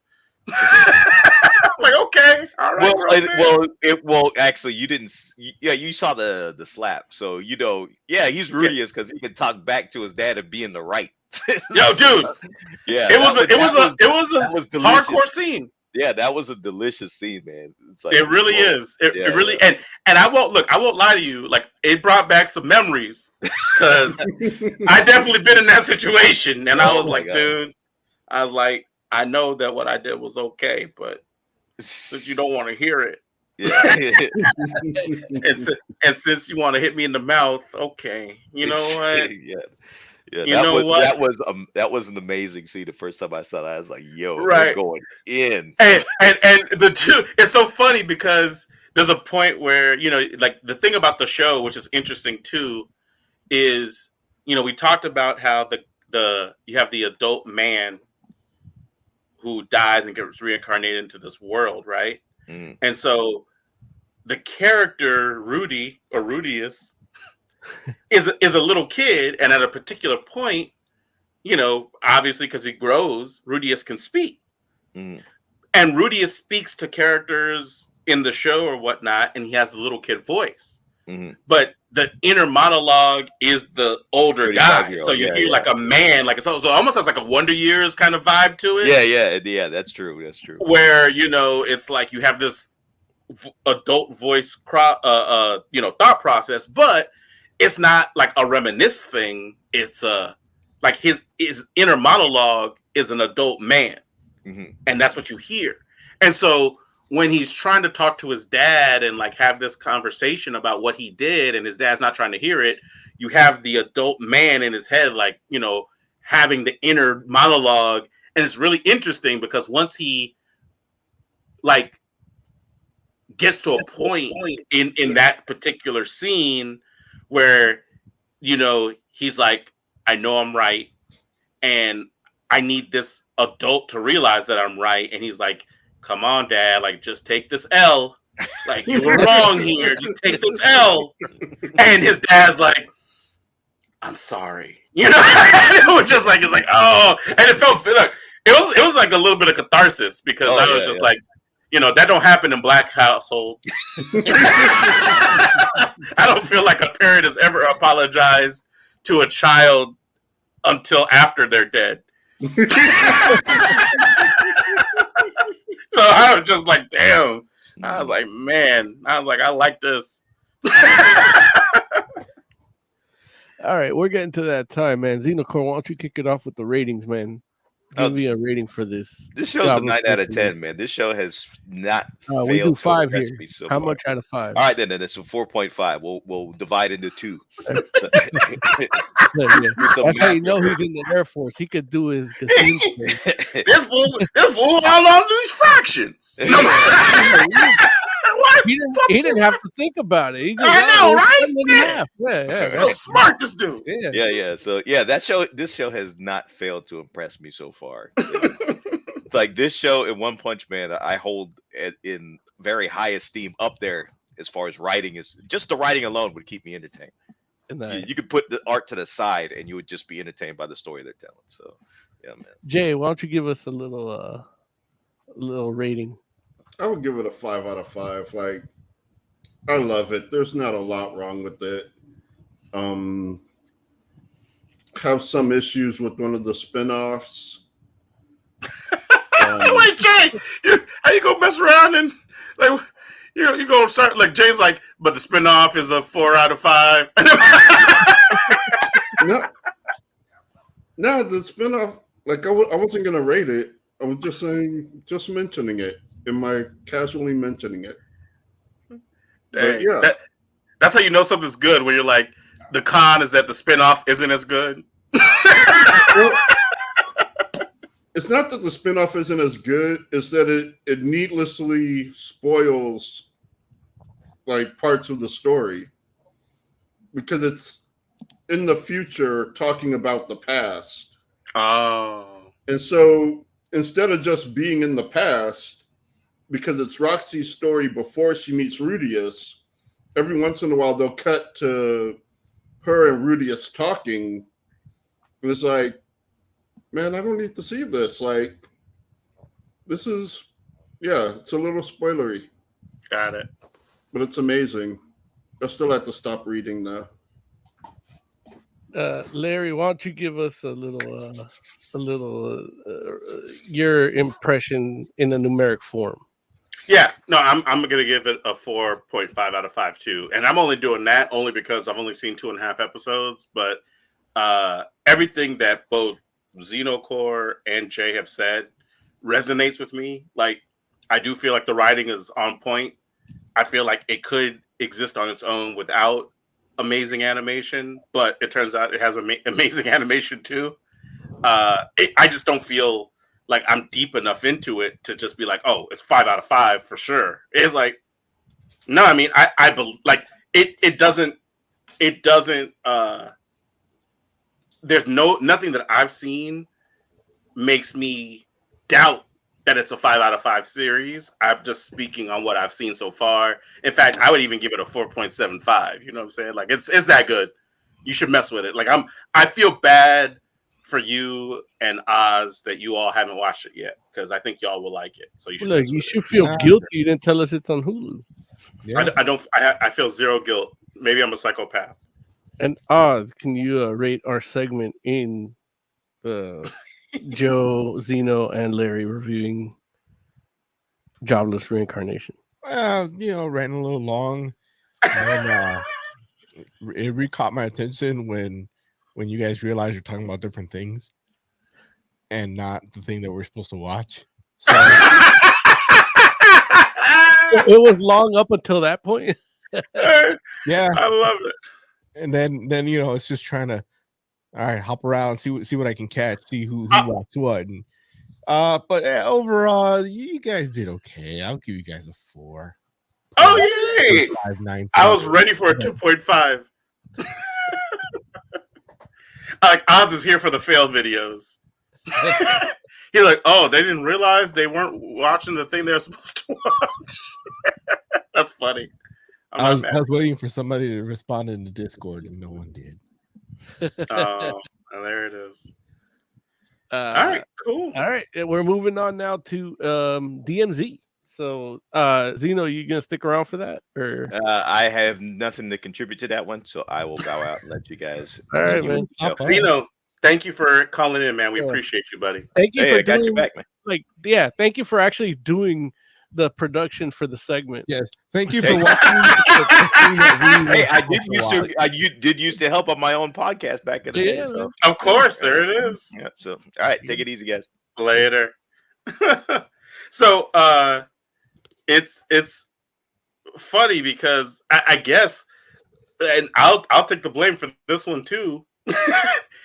In a perfect world, what I would have done was hit up Hey Jude and be like, yeah. dude, come on the show and tell us what you think about the DMZ show. Because I figured, like, back in the day when we were talking about comics, like, DMZ was his joint. Like, he loved DMZ so much. He telling us to read it. Why aren't we talking about DMZ? Why aren't you talking about DMZ? Exactly. And honestly, that turned me off to it. But but I'm like, hopefully, at some point, Hey Jude will hear this episode. I'm gonna hit him up at the very least. After I thought about hitting him up. So look, I guess we're in it, right? Yeah, we're in it. Like, DMZ is the latest HBO Max adaptation of a DC Vertigo comic. Now, DMZ was the go-to comic for fans of Why the Last Man When Why the Last Man Ended, and it with a void that left, DMZ filled, and in some ways better, some ways worse. It was a mixed reaction, but it was popular nonetheless, and it finally got an adaptation. And I tried watching the first episode, and I restarted it 4 times. Really, you couldn't get through it? I wasn't feeling it. Like I've read a little bit of DMZ, and it's not the story at all. No, I agree with you on that. I don't even want to call it an adaptation, but it is. It's a minor character in the comic, and they expanded on a TV show, which the comic itself actually did when it got into like the 20s or something, where they did just the short stories of different characters dealing in that. But I really like the journalistic aspect of the initial 2 volumes, and this show's not doing any of that. So I was hoping they were going, like, after the second episode, it would be like the anthology thing, like different people misadventures or adventures in the DMZ, or dealing with the Civil War fallout, but it's not. For those of you who don't know, it is a war that it is a reality where Manhattan is a demilitarized zone, and there was a civil war in the United States. So there's the USA and the FSA, Free States of America, and they use Manhattan to get shit through, whatever. And there's people that were just left behind, and they run Manhattan now. Stars Rosario Dawson. I forget the guy's name, the Asian dude. Then the Mexican dude. Huh? Benjamin Bratt? No, that's Benjamin Bratt. Yeah, there's him, and then there's Hoon. I forget his first name. Something. He's Hoon. in Naomi too, right? The Hoon guy? Oh, is that the dude that plays?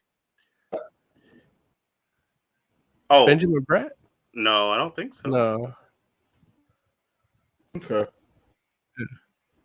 But or maybe look, I haven't seen the latest episodes of that joint, so maybe he is. Yeah, I only watched one know. episode. Yeah, So. Exactly. I watched more than one, but I don't remember him in it. But yeah, so and it takes the character of Alma, Rosario Dawson's character, left when they were evacuating, left her child behind. She feels like she left them behind or lost them, and spoilers, the kid left. And he's like, "Fuck this!" Like, I just took off. That was a revelation in the first episode. Which that revelation, if it was a CW show, it'd be like episode 4. This show did have a little bit of a CW feel at first, but no, they're getting through the story pretty quick. I feel like I got a lot of exposition in 2 episodes. So, so you watched 2 episodes? I watched 2 episodes. Well, okay. I watched 1 episode and then had one playing in the background while I was looking for a battery for my camera here that I couldn't find. But it is a dialogue heavy show. It's not like super kinetic. Like, you do have to pay attention to the dialogue. So if you can do something in the background where you can hear them talking and know who's talking what, you'll be okay. But it is a definitely a drama. It's not an action show, you know. But yeah, I watched 2 episodes. Oz, what did you get to see of DMZ? Oh, sorry. I got you mid drink. So I watched the first episode, Mm-hmm. and I was planning to watch. Well, there's like 4 or 5 of them out, something like that.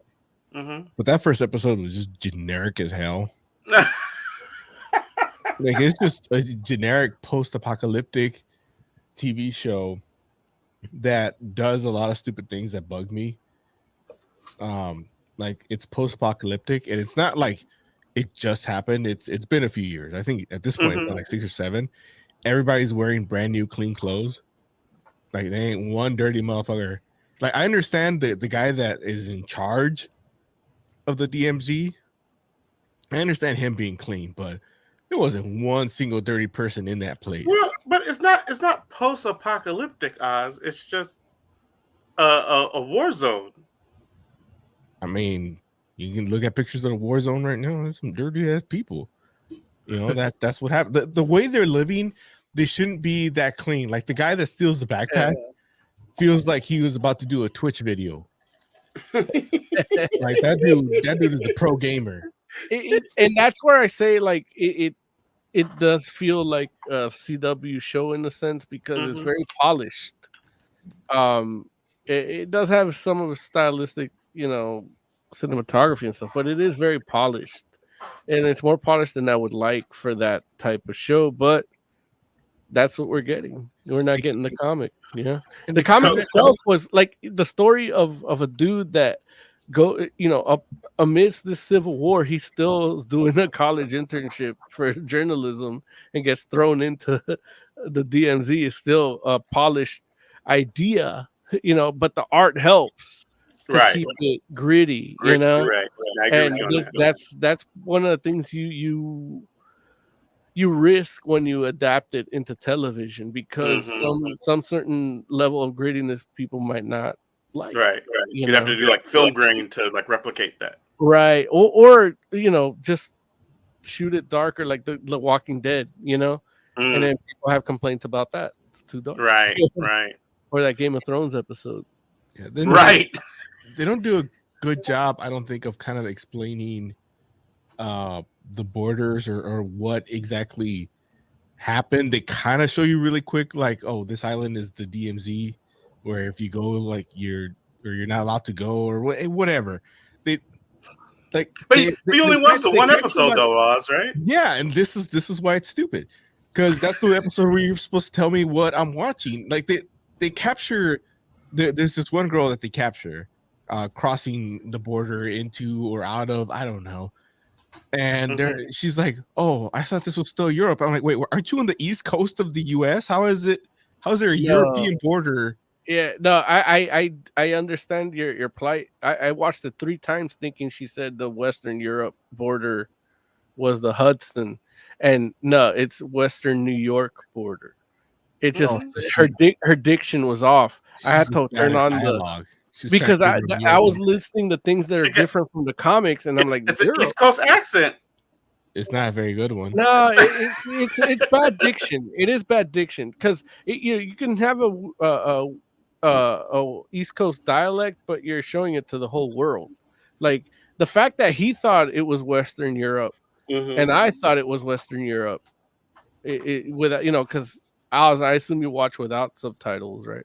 Well, yeah, as I like to too. So it wasn't until I watched it with subtitles that I realized. Why would I watch it with subtitles? It takes place in America. I don't know, but people tend to, and now they're relying on that when they do these performances, because half the time, like, a lot of these dudes, like, they either whisper or they think it's more dramatic, and it's like, put on these. People do whisper. I fucking hate subtitles. That's hilarious. I don't want to read. If I want to read, I'll read a fucking book, and guess what? I'm not doing that. There's another thing that bugged me. Towards the beginning, they tell you the Hudson. Okay, so you're aware this is supposed to be the East Coast. Yeah.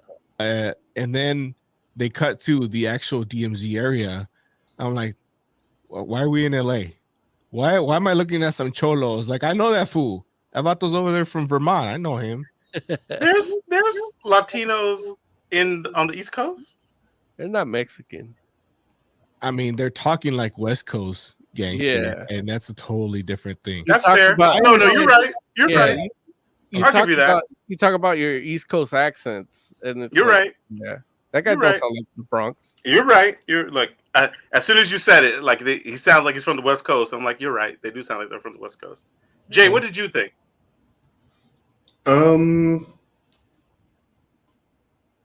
It goes kind of slow. Okay.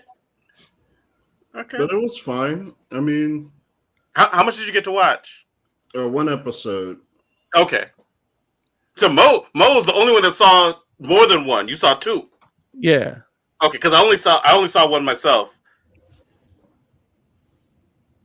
It's like there's like a couple of things that bothered me, but overall, I thought it was fine. Now, Jay, I know you've been critical of Ava DuVernay in the past. I have. And I know in watching this, you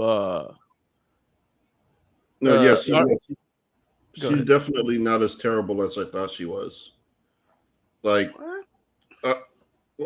when I watched Naomi, I was like, I looked at that and I looked at the comic and I was like, damn, she is just fucking up everything. Like she just has no idea what Naomi is or what the tone should be, or that she's not super popular. Like she feels bad. Like she just, man, got everything wrong. And this, like, I can't actually compare it to the comic because I only read the last issue and I don't remember it. That was like years ago, like probably a decade. And I wasn't able to retain a lot of it because it's one of those story intensive books. Like you can't just read the last issue and have it make sense. So, right. But just judging on this alone, it was fine. Like it was a little generic, but I didn't have that much of a problem with it. Now that Oz brought it up, everyone was like really super clean.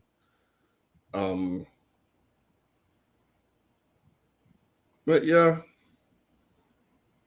there's that like one no little girl people is in the weird. Like, I don't know if I trust her. Which little girl? The one that's white girl that's like the one that's fucked up. The one that keeps saying like, "Oh, what's her little catchphrase? You're dead or something?" No, it's not. You fucked up. Something like that. Yeah, something like that. Like, you're messed up now or some shit. Like, I don't know. She got this dumb little catchphrase. And like, my father was rude to you. Fool on him. Yeah, fool on him. Yeah. Fool on you. Like, I don't trust her. No one says that. So you mad little white girl for being creative? I'm not mad. I just don't trust her. Like, I feel like at some point she's gonna like become a player in this, and yeah, she can't be trusted. That's fair. And it's funny just listening to you say what you just said, Jay. And I feel like that's exactly what you were saying about the book is exactly like why Hey Jew had called in initially and was like so mad because we finally did review DMZ, but we did it like issue what was it, like 14 or something like that. Yeah. And he's like, you can't just read issue 14. He was so mad at us. He's like, you can't just. He's like, you gotta start from the beginning. I'm like, what are you doing?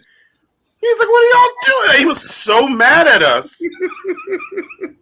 Like, if I remember it from like 10 years ago, that's how mad he was. Where I'm just like, damn, I guess I gotta go back and read DMZ from the beginning. Well, now that I've seen the first episode, I feel like it might have been like 25. Actually, it might have been like it was further in there, and I was like, it was that. I think it was at the time when they were doing those like one shot books of different people, not the main story. And that's kind of what this episode feels like. So it's like, if it, okay, this character, all this that's going on, I don't really care all that much. It was 72 issues. Yeah. Wow. And we reviewed issue 72. Yeah. Wait, what? How do you know that? How do I know that it was 72 issues? No, that we reviewed 72. Classic Joe. No, we reviewed, because I remember I wouldn't have read it if we hadn't reviewed it. Yeah. Like, but how do you know it was issue 72 is what I'm asking? Because it was the finale. Like, we read the last issue. Like, we read the last issue? Yeah. I don't think I knew that was the last issue. I think we did it just to piss off Hey Jude. I didn't sign off on the last issue, and I was like, you were like, I don't know, someone said something like, you're not really gonna get it, like, because it's the last issue. That was Hey Jude. Yeah, that's fine. Like, I'll just read it. And I remember, like, yeah, I didn't get it. Like, the ending made no impact. And I didn't take it away from the book. Like, I fully admit it. Like, yeah, but if you just come in and read the last issue, it's probably not going to hit for you. Right. And I remember specifically saying something to the effect of, like, the last issue should be your best issue. So it should be fine if I just read it, like this issue. And it wasn't. It wasn't fine. Wait, should the last issue of a book be the best issue of a book? Absolutely. Yeah, it's your. Why else would you end? Unless you're like canceled. No, I don't agree with that. And when Brian Wood was canceled, wasn't there. He was canceled after that. I'm just saying that, especially when you talk about a field like comics. Plus, you've been doing it for a while. No. But what I'm good at it. I'm not saying that you're not good. What I'm saying is, in comic form, your last issue could totally be like falling action, like tying up like loose end type stuff, and it'd be satisfying if you were a fan of the entire series. But if you read that one issue, you might be like, "This is dumb," and it's like, "Well, no, it's not for you. You're not the audience." Like I'm just thinking about like even like the final issue of like The Walking Dead isn't the best issue of The Walking Dead. Oh, then he messed up. No, he didn't mess up, Joe. It's not for you to like be like, oh, I like The Walking Dead is a saga. It's 190 something issues, and so it's like if you come in on the last one, that's on you. It should be the best. No, that's ridiculous. Especially in comics, where it's like, dude, that's why it's called a climax. No, the climax isn't the last issue of the story. That's the whole point I'm making, where it's like you have a climax and then you have falling action, and so it's like if you are talking about a comic book, the climax might not even be like within the last like 3 issues. The climax might be like 4 issues out, and then it's showing you the fallout from that climax in the last 3 issues. Because Lawrence is talking about the cuddle. Right? Thank you, Oz. The cuddle. That's the best part. Or the cuddle? Yeah. No. So is the cuddle better than the climax, Joe? Is that what we're gonna say? The cuddle is fine. I'm not saying it's not good too. I'm saying it's not the climax. Yeah. So that's all I'm saying. One of the greatest comics of all time, Sandman. The end, like where it ends, the climax is like, I want to say the 6th to last issue. Yeah. And then the rest of it is really just falling action. And the final issue is like a one-shot that has nothing to do with anything. Right. But, I mean, it does thematically, but not logistically. And if I could use logistically there. But here's the thing, though. It's like, I know that Jay knows exactly what I'm talking about. And the only reason I know is because, like, for instance, like from a comic book perspective, like you have friggin' and you know, my memory's not great, but it's good enough that like a comic that Jay and I love is the friggin' like what is it the Mirror Island Saga. See, exactly. I don't even have to finish the sentence because Jay knows exactly where I'm going with this. Right. The friggin' Right. That's what I was just about. the epilogue because the epilogue to the Mirror Island Saga. That is the best story. That is the best part of that whole saga. Well, like the epilogue is the best part. Like it is what made reading the Mirror Island Saga worth it. Like the Mirror Island Saga was good, but the epilogue, man. The epilogue to the Mirror Island Saga is fantastic. But what we can both agree on, is if you don't read the Mirror Island Saga, then you don't come into that on its own and you're just like, oh, this was fantastic. It was fantastic because you read Mirror Island Saga. I'm not sure that's true. Didn't you get into comics by reading the epilogue to that? To the Mirror Island Saga? Yeah. I read like my first comic. No, I don't even think it's way after, is it? Like I feel like Mirror Island Saga is like it's just before, if I'm not mistaken, right? Like I feel like I don't know. Like I feel like the Mirror Island Saga, if I'm not mistaken, is like I got into comics and then the next thing I read was Mirror Island Saga. Really? So yeah, because I remember the first comic you ever read, Larry, was epilogue. It was like, well, it's not an epilogue. It was, if I'm not mistaken, it's X Factor 68, right? Yeah. So X Factor 68 is the last story or the last part of this. Like literally, it's the issue where Nathan Summers gets sent into the future with the Ascani, and that's the baby that becomes Cable, which we didn't know at the time. But it's like I read like the last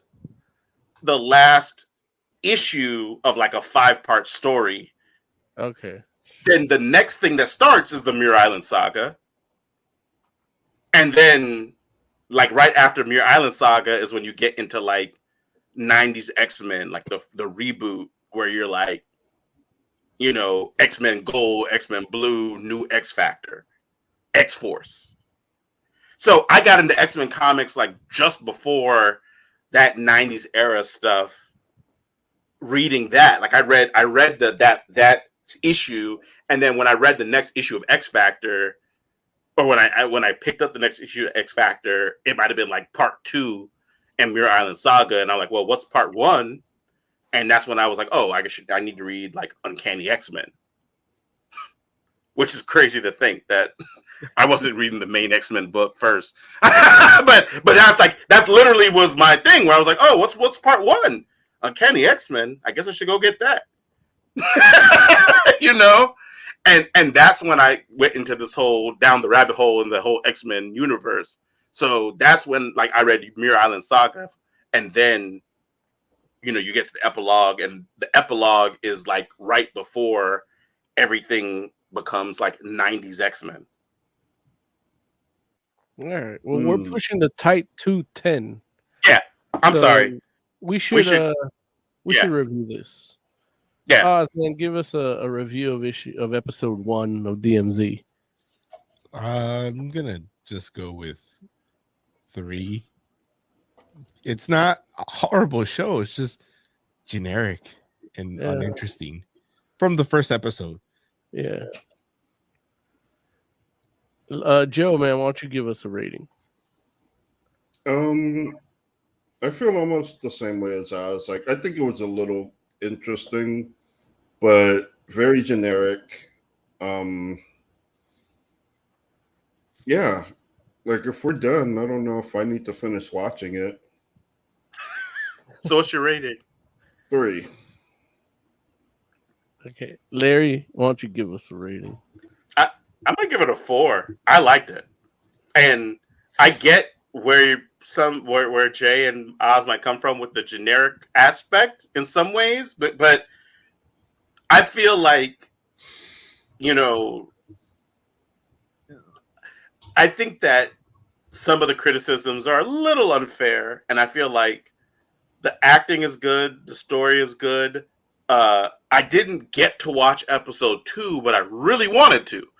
And that's I guess that was the thing for me that makes me feel like, oh, it's a better show than or I thought it was a better show than what Oz and Jay did, because with the revelation at the end of episode 1, I was like, damn, I really want to watch episode 2, and was fully planning on it, but the last 2 days have been a little bit crazy, so I didn't get to see it, unfortunately. But I'll probably watch episode 2 after we finish today, because it was interesting to me, and like Rosario Dawson did a great job, as she always does, and the little hook at the end, I was like, I want to see where that goes. So, Oz, why don't you give us a rating? he did. I'm kidding. He did. No. Yeah, for me, it's a 3.25. It is mad generic, but it's generic in like TNT generic, not CW generic. So it's a little better.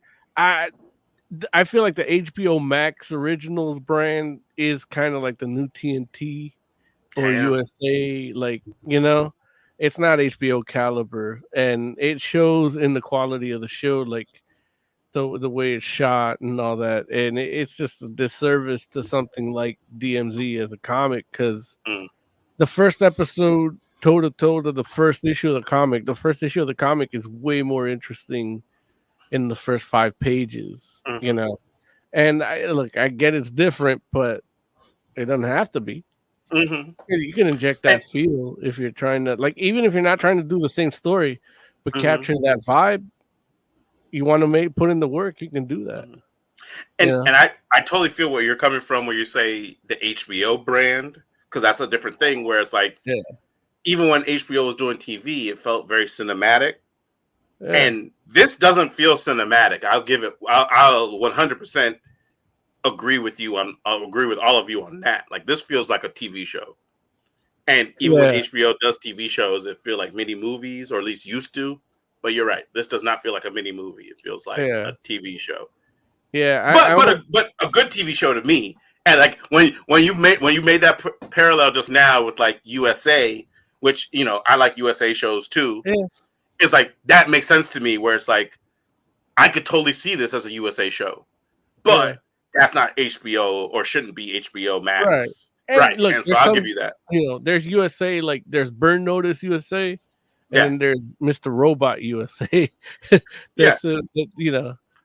hey, at the same time, Bird Notice is awesome. It is. I ain't gonna knock it. But that's a lot more interesting. Look, any episode of Bird Notice is way more interesting than this first episode. and what I can say is I haven't watched all of Mr. Robot, but I've watched enough of it where I'm like, I get the difference, the distinction you're making, where you're like, Mr. Robot has a different feel to it that's closer to different what, look. Yeah. Look and feel to it that's closer to what HBO does than what Bird Notice is. But look, I feel like Bird Notice is one of these shows where it's like there's a friggin' charm to that show that is undeniable. And it's like anybody, like somebody could hear the premise and be like, oh, that's not my kind of show, and then watch it and be like, you know what? I like it. I still think Burn Notice saved serialized like television. Like it came out when everybody was just doing reality, So that could be so. I don't know, but that guy would have made an amazing Cyclops when he was younger. Yeah, he still can. Just the older Cyclops. He could be an older Cyclops. I agree with you. Yeah, Krakoa era Cyclops. Yeah, definitely. All right, Jay, man, give us that. I guess I should do the wrap up music first. Though.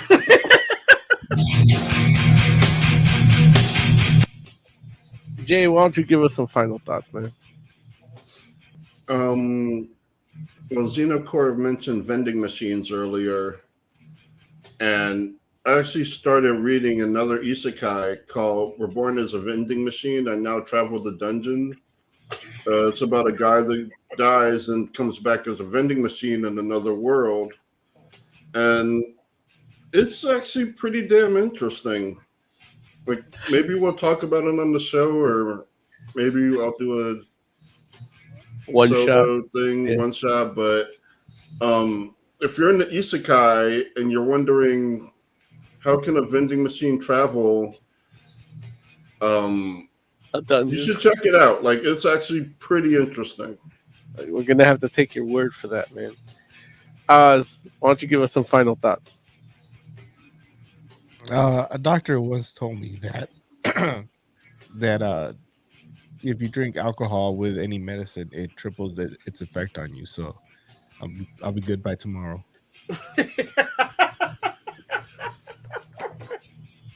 Larry, why don't you give us some final thoughts, man? Man, folks, all I can say is be good to the people and to the pets that you love. The end. Oh, he killed another cat. All right. And for the rest of us, thank you for joining us. Those of you still with us. And we'll see you next week. We're talking about, what did it say we're talking about, Jay, next week? I don't remember. The comic, Pretty Violent, right? Was it Pretty Violent? Oh, right. Yeah, Pretty Violent. We're talking about Pretty Violent. Yeah, we're going to talk about that. About Halo. Yeah, maybe that too. Is that coming out already? You're only going to find out if you follow us. Like, is anyone going to watch Jujutsu Kaisen, the Jujutsu Kaisen movie that's out right now? At this point, I'm saying no because like we might mess up and I won't be able to get the app. Larry will watch it from the beginning. It's in theaters. Yeah, look, I thought it was that simple last week, and it turned out not to be. But yeah, go to Fantastic Forum Live for all your fashion needs and all your social media needs from us. That's it. We're out. I'm tired. I gotta go to bed.